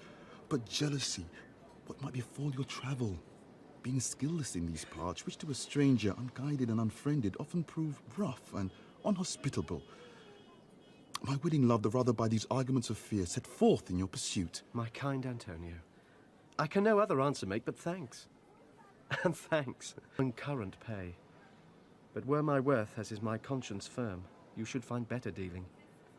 Now, what's to do? Shall we go see the relics of this town? Tomorrow, sir. Best first go see your lodging. I'm not weary, and 'tis long tonight. I pray you, let us satisfy our eyes with the memorials and things of fame that do renown this city. Would you pardon me? I do not without danger walk these streets. Once in a sea fight against the county's galleys I did some service, of such note indeed that, were I ta'en here, it would scarce be answered. Belike you slew great number of his people. The event is not of such a bloody nature, albeit the quality of the time and quarrel might well have given us a bloody argument. It might have since been answered in repaying what we took from them, which, for traffic's sake, most of our city did. Only myself stood out, for which, if I be lapsed in this place, I shall pay dear. Do not then walk too open. It doth not fit me. Hold, sir. Here's my purse. Walk too open. It doth not fit me. Hold, sir. Here's my purse. In the south suburbs at the Elephant is best to lodge. I will bespeak our diet whilst you beguile the time and feed your knowledge with viewing of the town. There shall you have me. Why I your purse? Haply your eye shall light upon some toy you have desired to purchase, and your store, I think, is not for idle market, sir. I'll be your purse bearer, and leave you for an hour. To the Elephant. I do remember. I have sent after him. He says he'll come. How shall I feast him? What bestow of him? For youth is bought more oft than begged or borrowed. I speak too loud. Where's Malvolio? He is sad and civil, and suits well for a servant with my fortunes. Where is Malvolio? He's coming, madam, but in very strange manner. He's sure possessed, madam. He's coming, madam, but in very strange manner. He's sure possessed, madam. Why, what's the matter? Does he rave? No, madam. He does nothing but smile. Your ladyship were best to have some guard about you if he come, for sure the man is tainted in his wits. Go, call him hither. I am as mad as he, if sad and merry madness equal be. How now, Malvolio? Sweet lady. Ho, ho, ho. Smilest thou? I sent for thee upon a sad occasion. Sad, lady? How could be sad? This does make some obstruction in the blood, this cross-gartering. But what of that? If it please the eye of one, it is with me as the very true sonnet is. Please one and please all. Why, how dost thou, man? What is the matter with thee? Not black in my mind, though yellow in my leg. It did not black in my mind, though yellow in my leg. It did come to his hands, and commands shall be executed. I think we do know the sweet Roman hand. Wilt thou go to bed, Malvolio? To bed? Aye, sweetheart, and I'll come to thee. God comfort thee. Why dost thou smile so and kiss thy hand so oft? How do you, Malvolio? At your request. Yes, nightingales answer doors. Why appear you with this ridiculous boldness before my lady? Be not afraid of greatness, 'twas well writ. What meanest thou by that, Malvolio? Some are born great, Huh? some achieve greatness, What sayest thou? and some have greatness thrust upon them. Heaven restore thee. Remember who commended thy yellow stockings, Thy yellow stockings. and wished to see thee cross-gartered. Cross-gartered? Go to that maid, if thou desirest to be so. Am I maid? If not, let me see thee a maid, if thou desirest to be so. Am I maid? If not, let me see thee a servant still. Why, this is very midsummer madness. Madam, the young gentleman of the Count Orsino's is returned. I could hardly entreat him back. He attends your ladyship's pleasure. I'll come to him. Good Maria, let this fellow be looked to. Where's my cousin Toby? Let some of my people have a special care of him. I would not have him miscarry for the half of my dowry. Madam?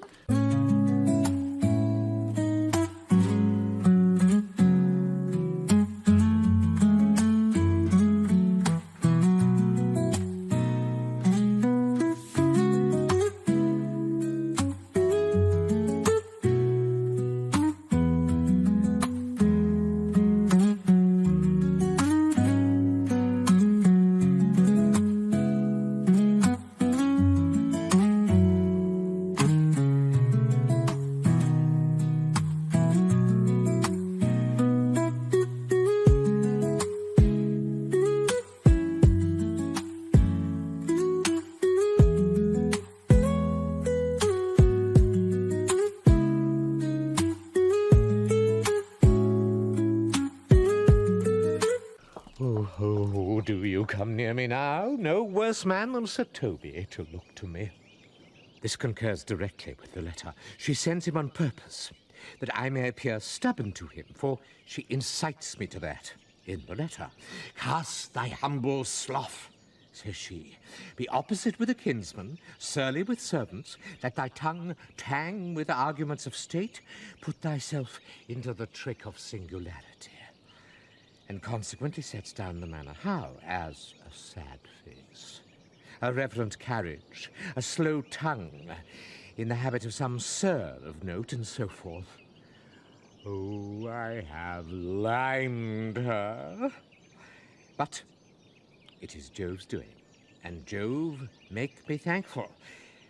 And when she went away now, let this fellow be looked to. Fellow, not Malvolio, nor after my degree, but, well, Jove, not I, is the doer of this, and he is to be thanked. Which way is he in the name of sanctity? If all the devils of hell be drawn in little, and Legion himself possessed him, yet I'll speak to him. Here he is, here he is. How is't with you, sir? How is't with you, man? Go off, I discard you. Let me enjoy my private. Go off. Lo, how hollow the fiend speaks within him. Did not I tell you? Sir Toby, my lady prays you to have a care of him. Aha, does she so? Go to, peace, peace. We must deal gently with him. Let me alone. How do you, Malvolio? How is't with you? What man? Defy the devil? Consider, he's an enemy to mankind. Do you know what you say? Lie you, and you speak ill of the devil? How he takes it at heart? Oh, pray God he be not bewitched. Carry his water to the wise woman. Marry, and it shall be done tomorrow morning, if I live. My lady would not lose him for more than I have say. How now, mistress? Oh, Lord! Prithee, hold thy peace. This is not the way. Do you not see you move him? Let me alone with him. No way but gentleness. Gently, gently. The fiend is rough and will not be roughly used. Why? How now, my boarcock? How dost thou chuck? Sir? Hi, biddy. Come with me. What man, 'tis not for gravity to play at cherry pit with Satan. Hang him, foul collier. Get him to say his prayers, good Sir Toby. Get him to pray. My prayers, minx. No, I warned you. He will not hear of godliness. Go hang yourselves all, you are idle, shallow things. I am not of your element. You shall know more hereafter. Is't possible? If this were played upon a... Is't possible? If this were played upon a stage now, I could condemn it as an improbable fiction. His very genius hath taken the infection of the device man. Nay, pursue him now, lest the device take air and taint. Why, we shall make him mad indeed.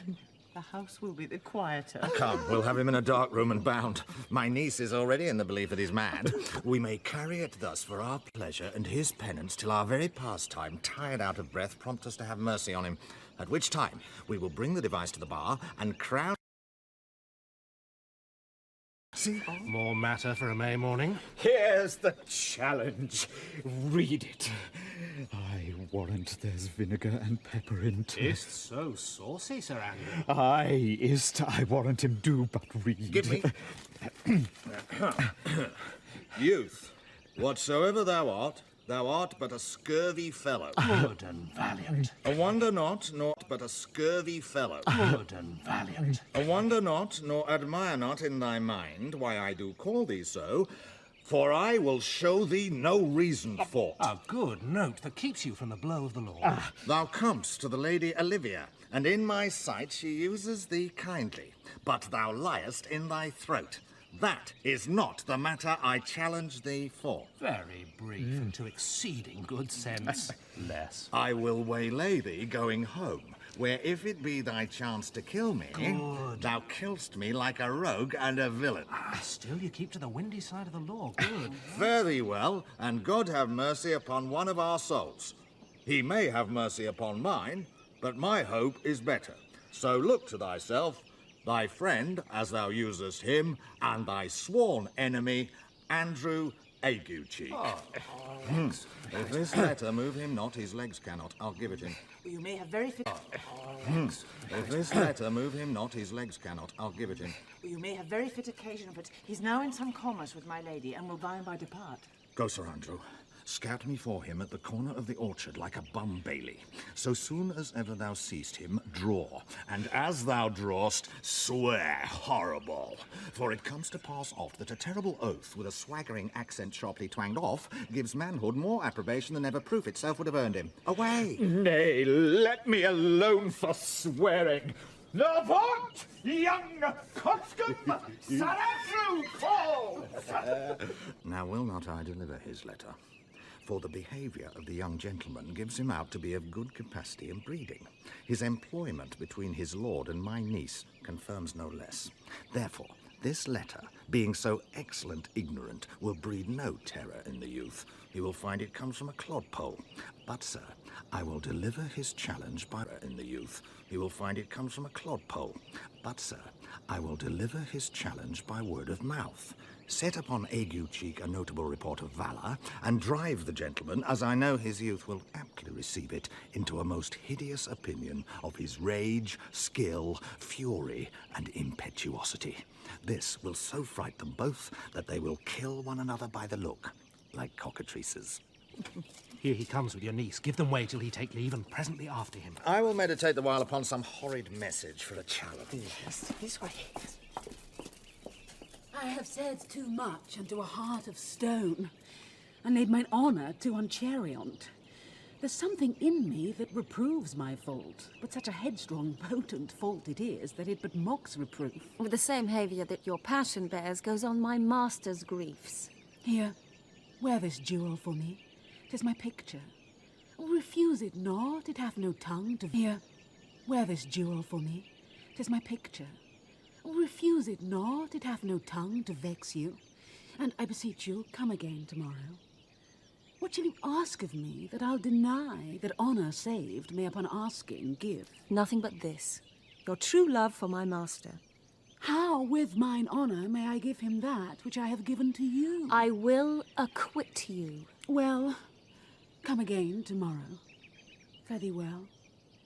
A fiend like thee might bear my soul to hell.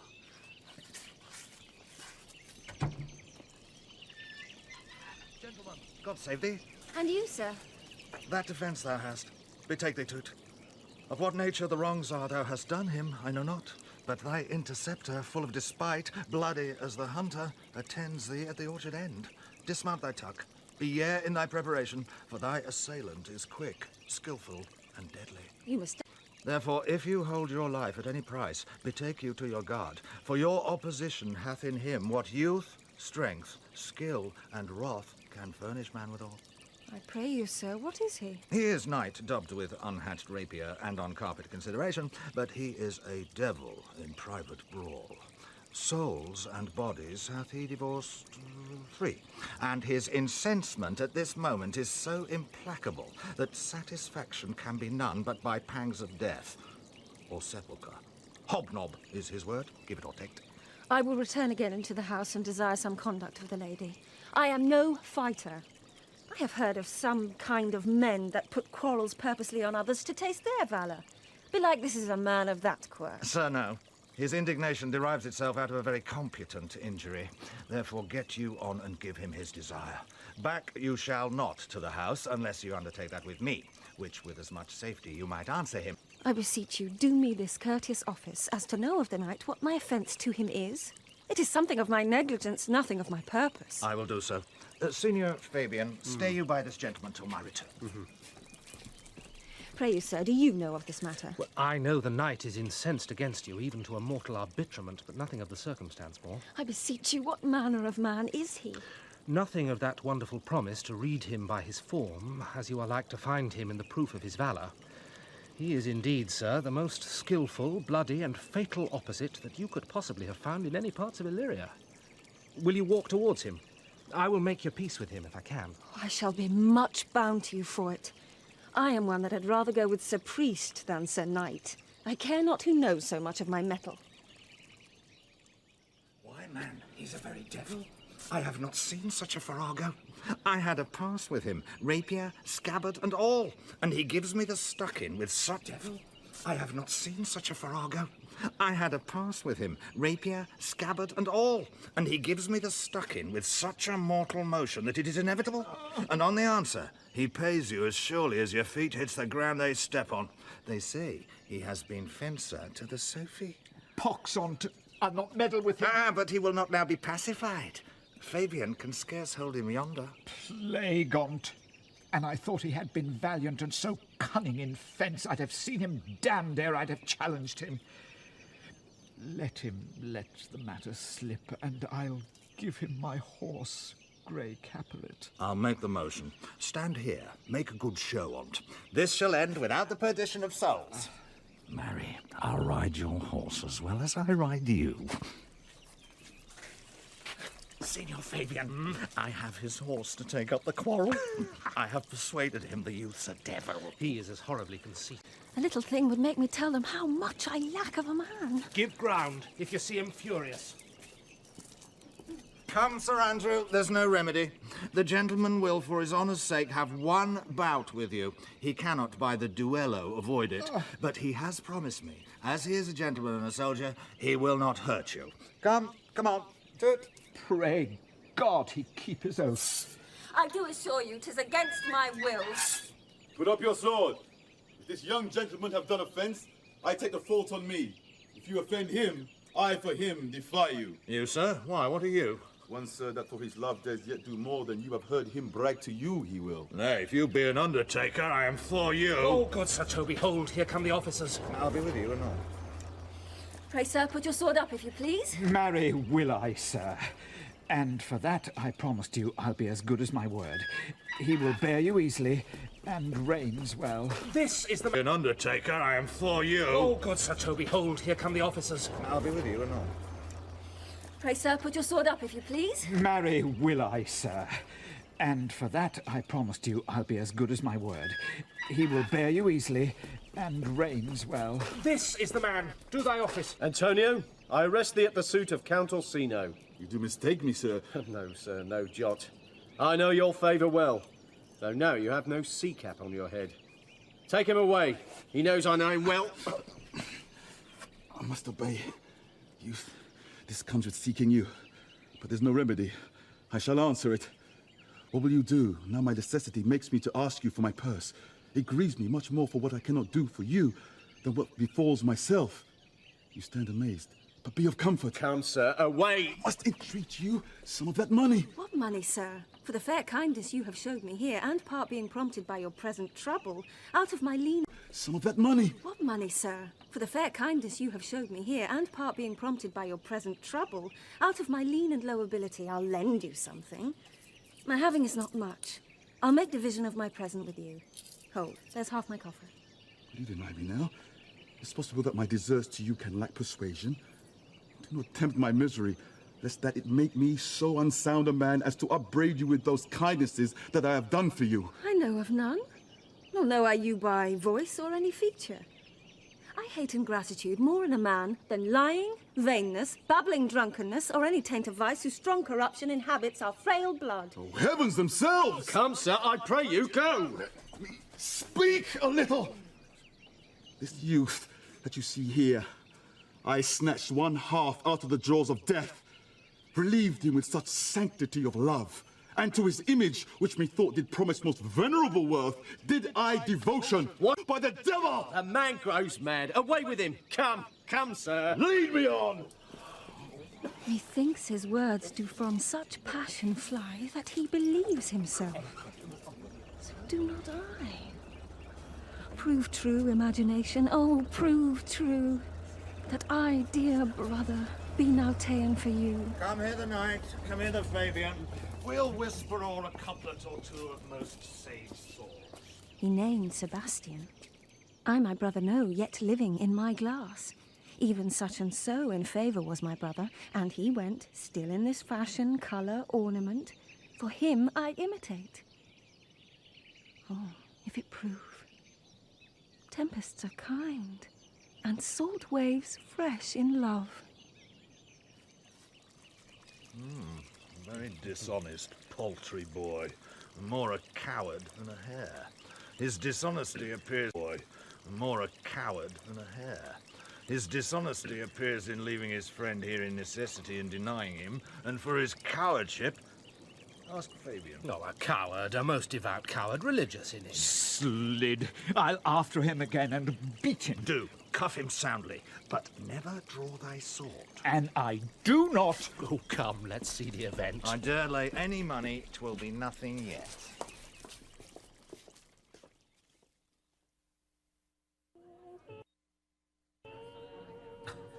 Will you make me believe that I am not sent for you? Go to, thou art a foolish fellow.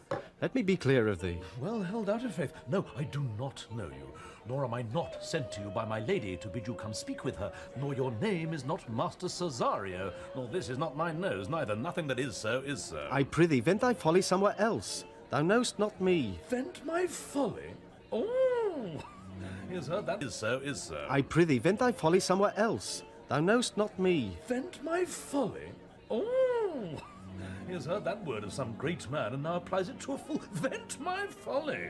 I'm afraid this great love of the world will prove a cockney.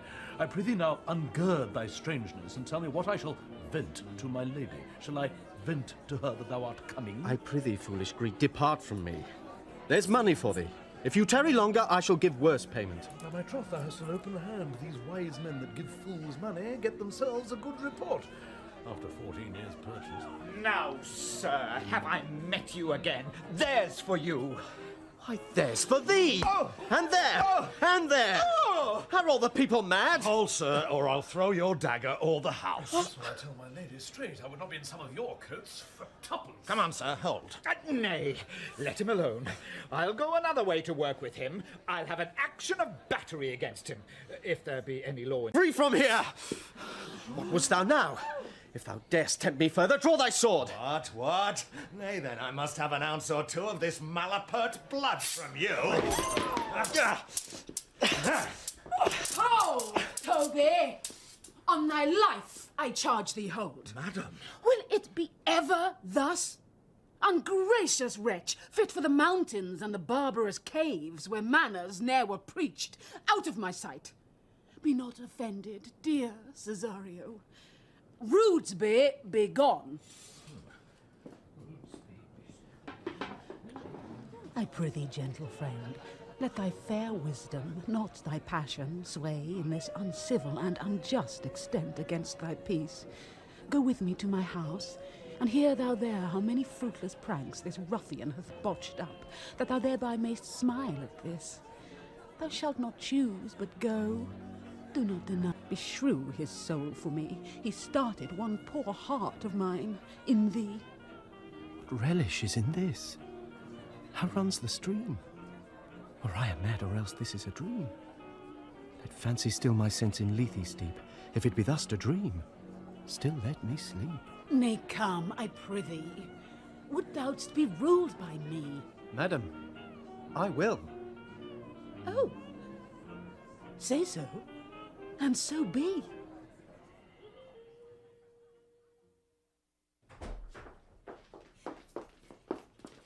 Nay, I prithee, Festi, put on this gown and this beard. Make Malvolio believe thou art Sir Topaz, the curate. Do it quickly. I'll call Sir Toby the whilst. Well, I'll put it on, and I will dissemble myself in it. And would I were the first that ever dissembled in such a gown. I'm not tall enough to become the function well, nor lean enough to be thought a good...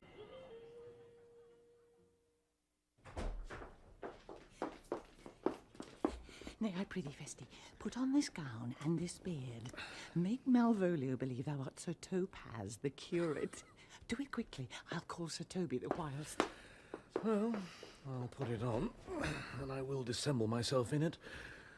And would I were the first that ever dissembled in such a gown. I'm not tall enough to become the function well, nor lean enough to be thought a good student, but to be said an honest man and a good housekeeper goes as fairly as to say a careful man and a great scholar.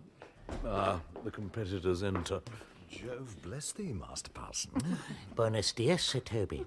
For as the old hermit of Prague that never saw pen and ink very wittily said to a niece of King Gorbatuk, that is, is. So I, being Master Parson, am Master Parson. For what is that, but that, and is, but is. To him, Sir Topaz. What ho, I say? But that, and is, but is. To him, Sir Topaz. What ho, I say? Peace in this prison. The knave counterfeits well. A good knave. Who calls there? Sir Topaz, the curate, who comes to visit Malvolio, the lunatic. Sir Topaz. Sir Topaz, good Sir Topaz. Go to my lady. Out, hyperbolical fiend! How vexest thou this man? Talkst thou nothing but of ladies? Well said, Master Parson. Sir Topaz, never was man thus wronged. Oh, good Sir Topaz, do not think I am mad. They have laid me here in hideous dark... Fie, thou dishonest Satan! I call thee by the most modest terms, for I am one of those gentle ones that will use the devil himself with courtesy. Sayest thou, that house is dark? As hell, Sir Topaz. Why, it hath bay windows, transparent as barricadoes, and the clerestories towards the south-north are as lustrous as the ebony, and yet complainst thou of obstruction? I am for as dark as hell, and I say there was never man thus abused. I'm no more mad than you are. Make the trial of it in any constant question. What is the opinion of Pythagoras concerning wildfowl? That the soul of our grandam might happily inhabit a bird. What thinkst thou of his opinion? I think nobly of the soul, and no way approve his opinion.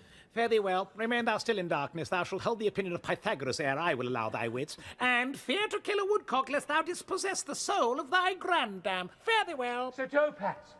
Sir Topaz! My most exquisite Sir Topaz. Nay, I am for all waters. Thou mightst have done this without thy beard and gown. He sees thee not. To him in thine own voice, and bring me word how thou find'st him.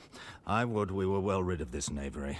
If he may be conveniently delivered, I would he were, for I am now so far in offence with my niece that I cannot pursue with any safety this sport, the upshot. Come by and by to my chamber. Jolly Robin, tell me how my lady does. Fool! My lady is unkind, perdie.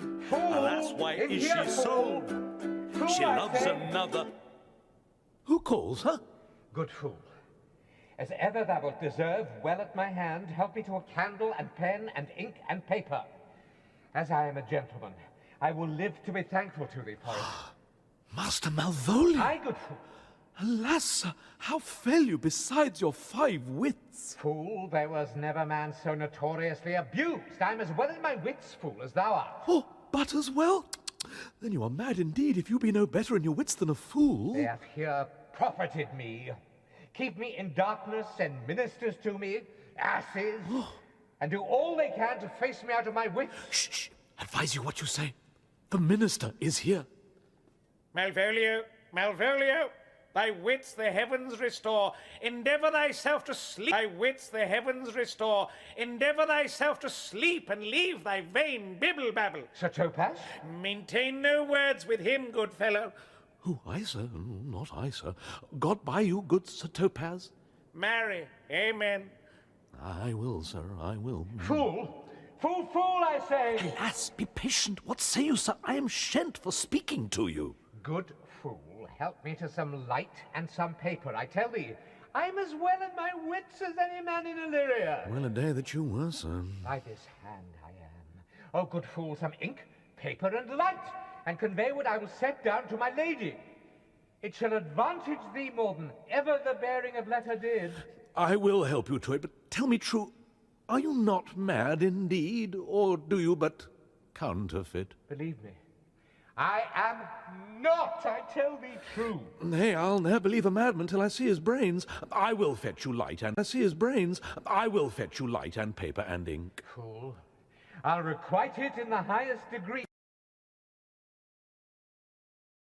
Sir, and anon, sir, I'll be with you again. In a trice, like to the old vice, your need to sustain. Who with dagger of lath in his rage and his wrath cries, ah, to the devil. Like a mad lad, pare thy nails, dad, adieu, good man devil.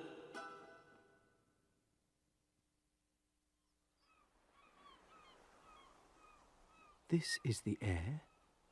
That is the glorious sun. This pearl she gave me, I do feel it and see it. And though 'tis wonder that enwraps me thus, yet 'tis not madness. Where's Antonio, then? I could not find him at the Elephant, yet there he was. And there I found this credit that he did range the town to seek me out. His counsel now might do me good. Yet if 'twas so, she could not sway her house, command her followers, take and give back affairs in their dispatch with such a smooth, discreet, and stable bearing as I perceive she does. There's something in't that is deceivable. But here the lady comes. Blame not this haste of mine. If you mean well, now go with me and with this holy man into the chantry by. There before him and underneath that consecrated roof plight me the full assurance of your faith, that my most jealous and too doubtful soul may live at peace. He shall conceal it, whiles you are willing it shall come to note, what time we will our celebration keep according to my birth. What do you say? I'll follow this good man, and go with you, and having sworn truth, ever will be true. Then lead the way, good father, and heaven so shine that they may fairly note this act of mine.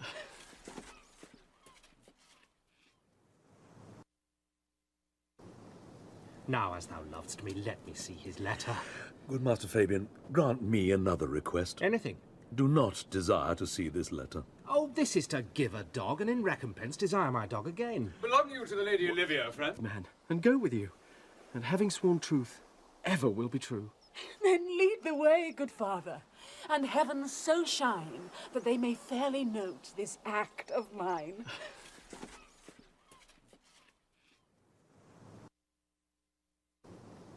Now, as thou lovest me, let me see his letter. Good Master Fabian, grant me another request. Anything. Do not desire to see this letter. Oh, this is to give a dog, and in recompense desire my dog again. Belong you to the Lady Olivia, friend? Aye, sir, we are some of her trappings. I know thee well. How dost thou, my good fellow? Truly, sir, the better for my foes and the worse for my friends. Just the contrary, the better for thy friends. No, sir, the worse. How can that be? Marry, sir, they praise me and make an ass of me. Now my foes tell me plainly I am an ass, so that by my foes, sir, I profit in the knowledge of myself, and by my friends I am abused, so that conclusions to be as kisses, if your 4 negatives make you 2 affirmatives, why then the worse for my friends and the better for my foes. Why, this is excellent. By my troth. Well, I will be so much a sinner to be a double dealer. There's another. Primo secundo tertio is a good play, and the old saying is the third pays for all. The triplex, sir, is a good tripping measure, or the bells of St. Bennet, sir, may put you in mind. 1, 2, 3. You can fool no more money out of me at this throw. If you will let your lady know I'm here to speak with her, and bring her along with you, it may awake my bounty further. Marry, sir, lullaby to your bounty till I come again. I go, sir, but I would not have you to think that my desire of having is the sin of covetousness. But, as you say, sir, let your bounty take a nap. I will awake it anon. Here comes the man, sir, that did rescue me. That face of his I do remember well. Yet when I saw it last, it was besmeared as black as Vulcan in the smoke of war. A bawbling vessel was he captain of, for shallow draught and bulk, unreal bottom of our fleet, that very envy and the tongue of loss cried fame and honour on him.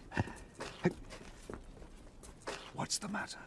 Orsino, this is that Antonio that took the Phoenix and her fraught from Candy. And this is he that did the tiger board when your young nephew Titus lost his leg. Here in the streets, desperate of shame and state, in private brabble did we apprehend him. He did me kindness, sir, drew on my side, but in conclusion put strange speech upon me. I know not what 'twas, but distraction. Notable pirate, thou salt-water thief, what foolish boldness brought thee to their mercies, whom thou in terms so bloody and so dear hast made thine enemies? Orsino, noble sir, be pleased that I shake off these names you give me. Antonio never yet was thief or pirate, though I confess on base and ground enough, Orsino's enemy. A witchcraft drew me hither. That ground enough, Orsino's enemy. A witchcraft drew me hither. That most ingrateful boy there by your side, from the rude sea's enraged and foamy mouth, did I redeem. A racked, past hope he was. His life I gave him, and did thereto add my love without retention or restraint, all his in dedication. For his sake did I expose myself, pure for his love, into the danger of this adverse town, due to defend him when he was beset, where, being apprehended, his false cunning, not meaning to partake with me in danger, taught him to face me out of his acquaintance, and grew a 20 years removed thing, while one would wink, denied me mine own purse, which I had recommended to his use not half an hour before. How can this be? When came he to this town? Today, my lord. And for 3 months before, no interim, not a minute's vacancy, both day and night, did we keep lord. And for 3 months before, no interim, not a minute's vacancy, both day and night, did we keep company. Here comes the Countess. Now heaven walks on earth. But for thee, fellow, thy words are madness. 3 months this youth hath tended upon me. But more of that anon. Take him aside. What would my lord? But that he may not have, wherein Olivia may seem serviceable. Cesario, you do not keep promise with me. Madam? Gracious Olivia. What do you say, Cesario, good my lord? My lord would speak. My duty hushes me. If it be aught to the old tune, my lord, it is as fat and fulsome to mine ear as howling after music. Still so cruel. Still so constant, lord. What, to perverseness? You uncivil lady. To his ingrate and unauspicious altars, my soul the faithless offerings have breathed out that ever devotion tendered. What shall I do? Even what it please, my lord, that shall become him. Why should I not? Had I the heart to do it, like to the... My lord, that shall become him. Why should I not? Had I the heart to do it, like to the Egyptian thief at point of death, kill what I love? A savage jealousy that sometimes savours nobly? But hear me this. Since you to non-regardance cast my faith, and that I partly know the instrument that screws me from my true place in your favour, live you the marble-breasted tyrant still, but this your minion, whom I know you love, and whom by heaven I swear I tender dearly, him will I tear out of that cruel eye where he sits crowned in his master's spite. Come, boy, with me. My thoughts are ripe in mischief. I'll sacrifice the lamb that I do love to spite a raven's heart within a dove. And I, most jocund, apt, and willingly to do you rest, 1,000 deaths would die. Where goes Cesario? After him I love. More than I love these eyes, more than my life. More by all moors than e'er I shall love wife. More than my life. More by all moors than e'er I shall love wife. If I do feign, you witnesses above, punish my life for tainting of my love. I me detested! How am I beguiled? Who does beguile you? Who does you wrong? Hast thou forgot thyself? Is it so long? Call forth the Holy Father. Madam. Come, away! Whither, my lord? Cesario, husband! Stay. Husband? Aye, husband. Can he that deny? Husband, sir? No, my lord, not I. Alas, it is the baseness of thy fear that makes thee strangle thy propriety.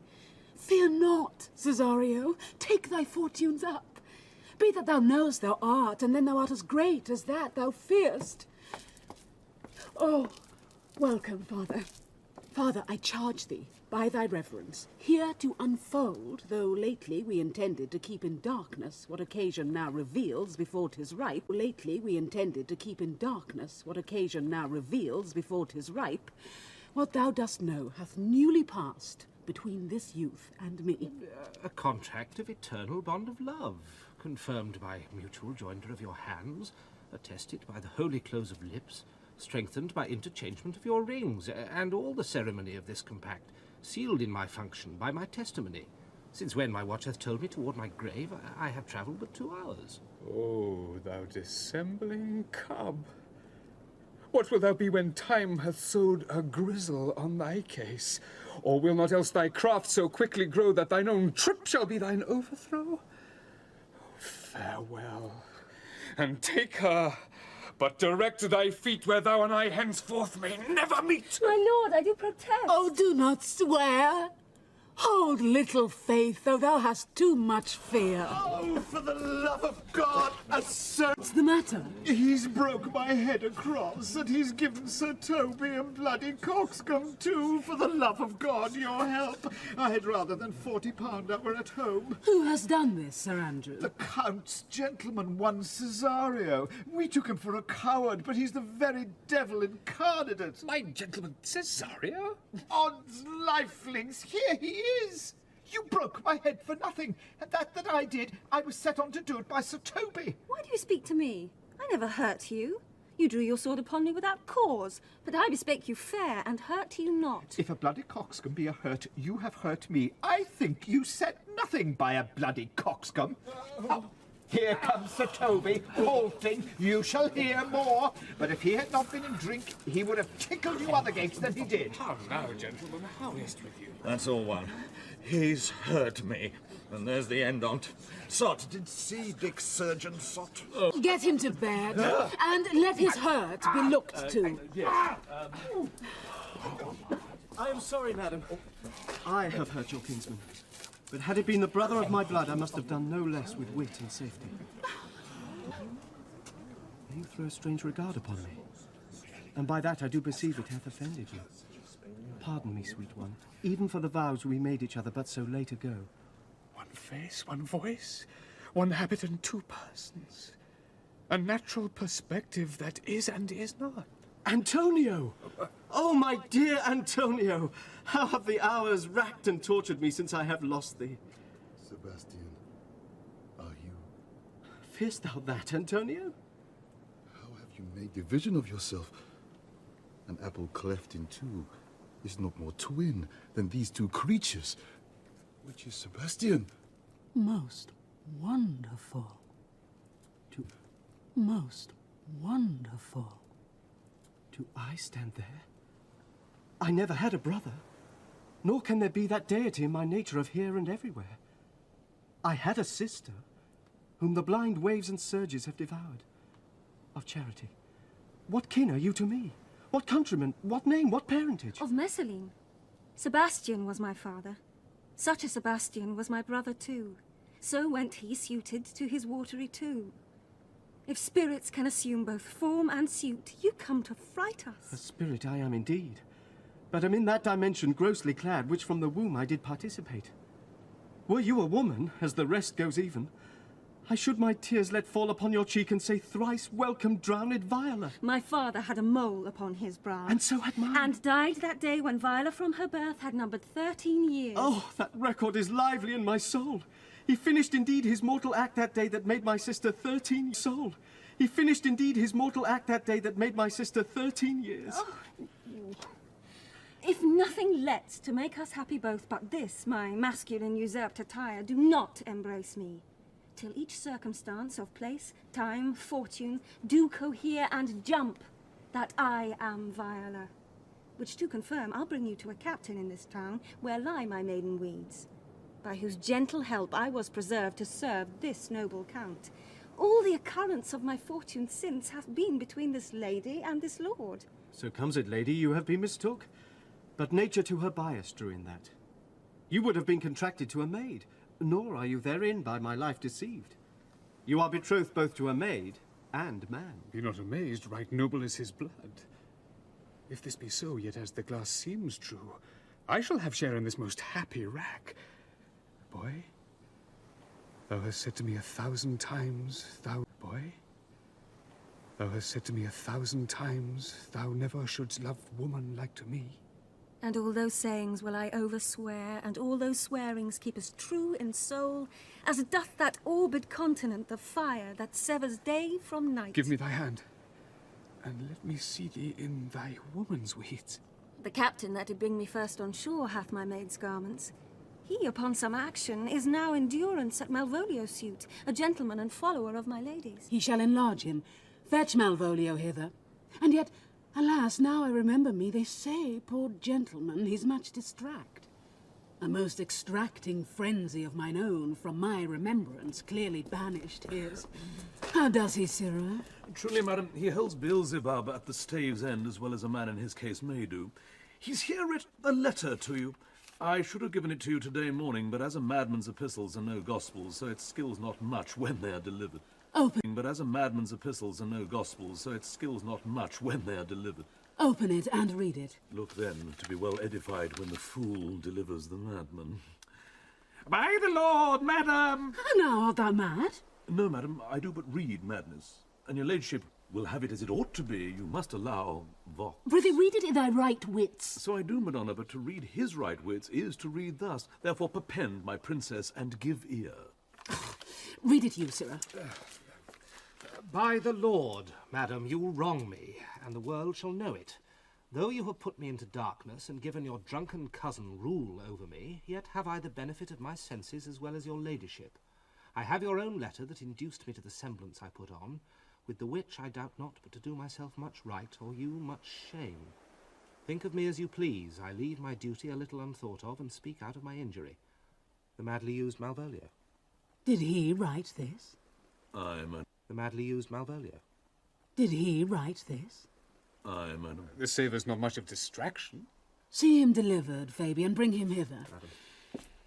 My lord, so please you, these things further thought on, to think me as well a sister as a wife. One day shall crown the lions on't, so please you, here at my house and at my proper cost. Madam, I am most apt to embrace your offer. Cesario, your master quits you. And for your service done him so much against the mettle of your sex, so far beneath your soft and tender breeding, and since you called me master for so long, here is my hand. You shall from this time be your master's mistress. A sister. You are she.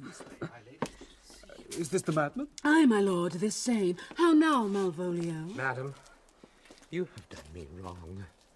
Notorious wrong. You have done me wrong. Notorious wrong. Have I, Malvolio? No. Lady, you have. Pray, peruse that letter. You must not now deny it is your hand. Write from it if you can, in hand or phrase, or say it is not your seal, not your invention. You can say none of this. Well, granted, then. And tell me, in the modesty of honour, why you have given me such clear lights of favour. Had me come smiling and cross-gartered to you, to put on yellow stockings and to frown upon Sir Toby and the lighter people. And acting this in an obedient hope, why have you suffered me to be imprisoned, kept in a dark house, visited by the priest, and made the most notorious geck and gull that e'er invention played on? Tell me why. Alas, Malvolio, this is not my writing, though I confess much like the character. But out of question, 'tis Maria's hand. It hath most shrewdly passed upon thee. But when we know the grounds and authors of it, thou shalt be both the plaintiff and the judge of thine own cause. Good madam, hear me speak. And let no quarrel nor no brawl to come taint the condition of this present hour, which I have wondered at, in hope it shall not. Most freely, I confess, myself and Toby set this device against Malvolio here, upon some stubborn and uncourteous parts we had conceived against him. Maria writ the letter at Sir Toby's great importance, in recompense whereof he hath married her. How with a sportful malice it was followed may rather pluck on laughter than revenge, if that the injuries be justly weighed that have on both sides passed. Alas, poor fool, how have they baffled thee? Why, some are born great, some achieve greatness, and some have greatness thrown upon them. I was one, sir, in this interlude, one Sir Topaz, sir, but that's all one. By the Lord Fool, I'm not mad. Be revenged on the whole pack of you. He hath been most notoriously abused. Pursue him and entreat him to a peace. Indeed. Ye have not told us of the captain yet. When that is known and golden time convents, a solemn combination shall be made of our dear souls. Meantime, sweet sister, we will not part from hands. Cesario, come, for so you shall be while you are a man. Orsino's mistress, and his fancy's queen.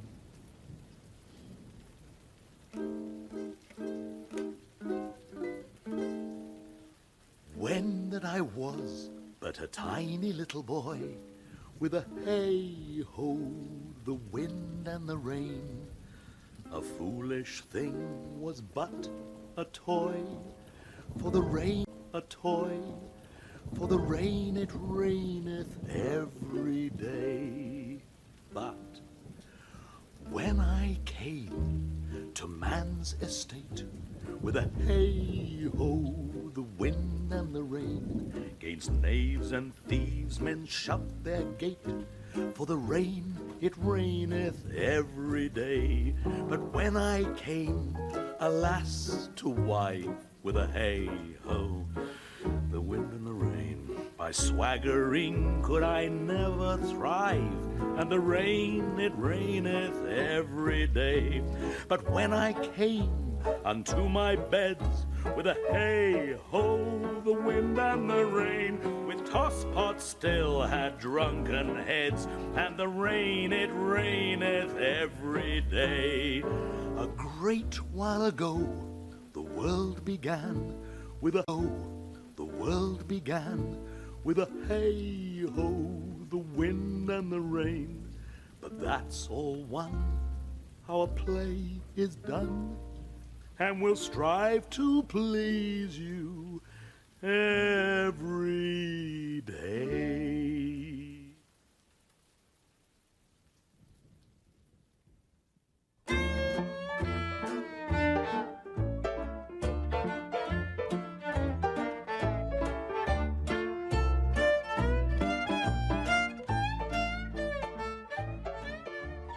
In Twelfth Night by Wm Shakespeare, Orsino was played by Michael Maloney and Viola was Anne-Marie Duff. The captain was John Rowe and Olivia was Josette Simon. Malvolio was Hugh Ross, Feste, Nicky Henson, Maria, Geraldine Fitzgerald, Sir Toby Belch, Philip Jackson double bass, Stuart Hall violin and George Hinchcliffe ukulele. The songs were sung by Nicky Henson.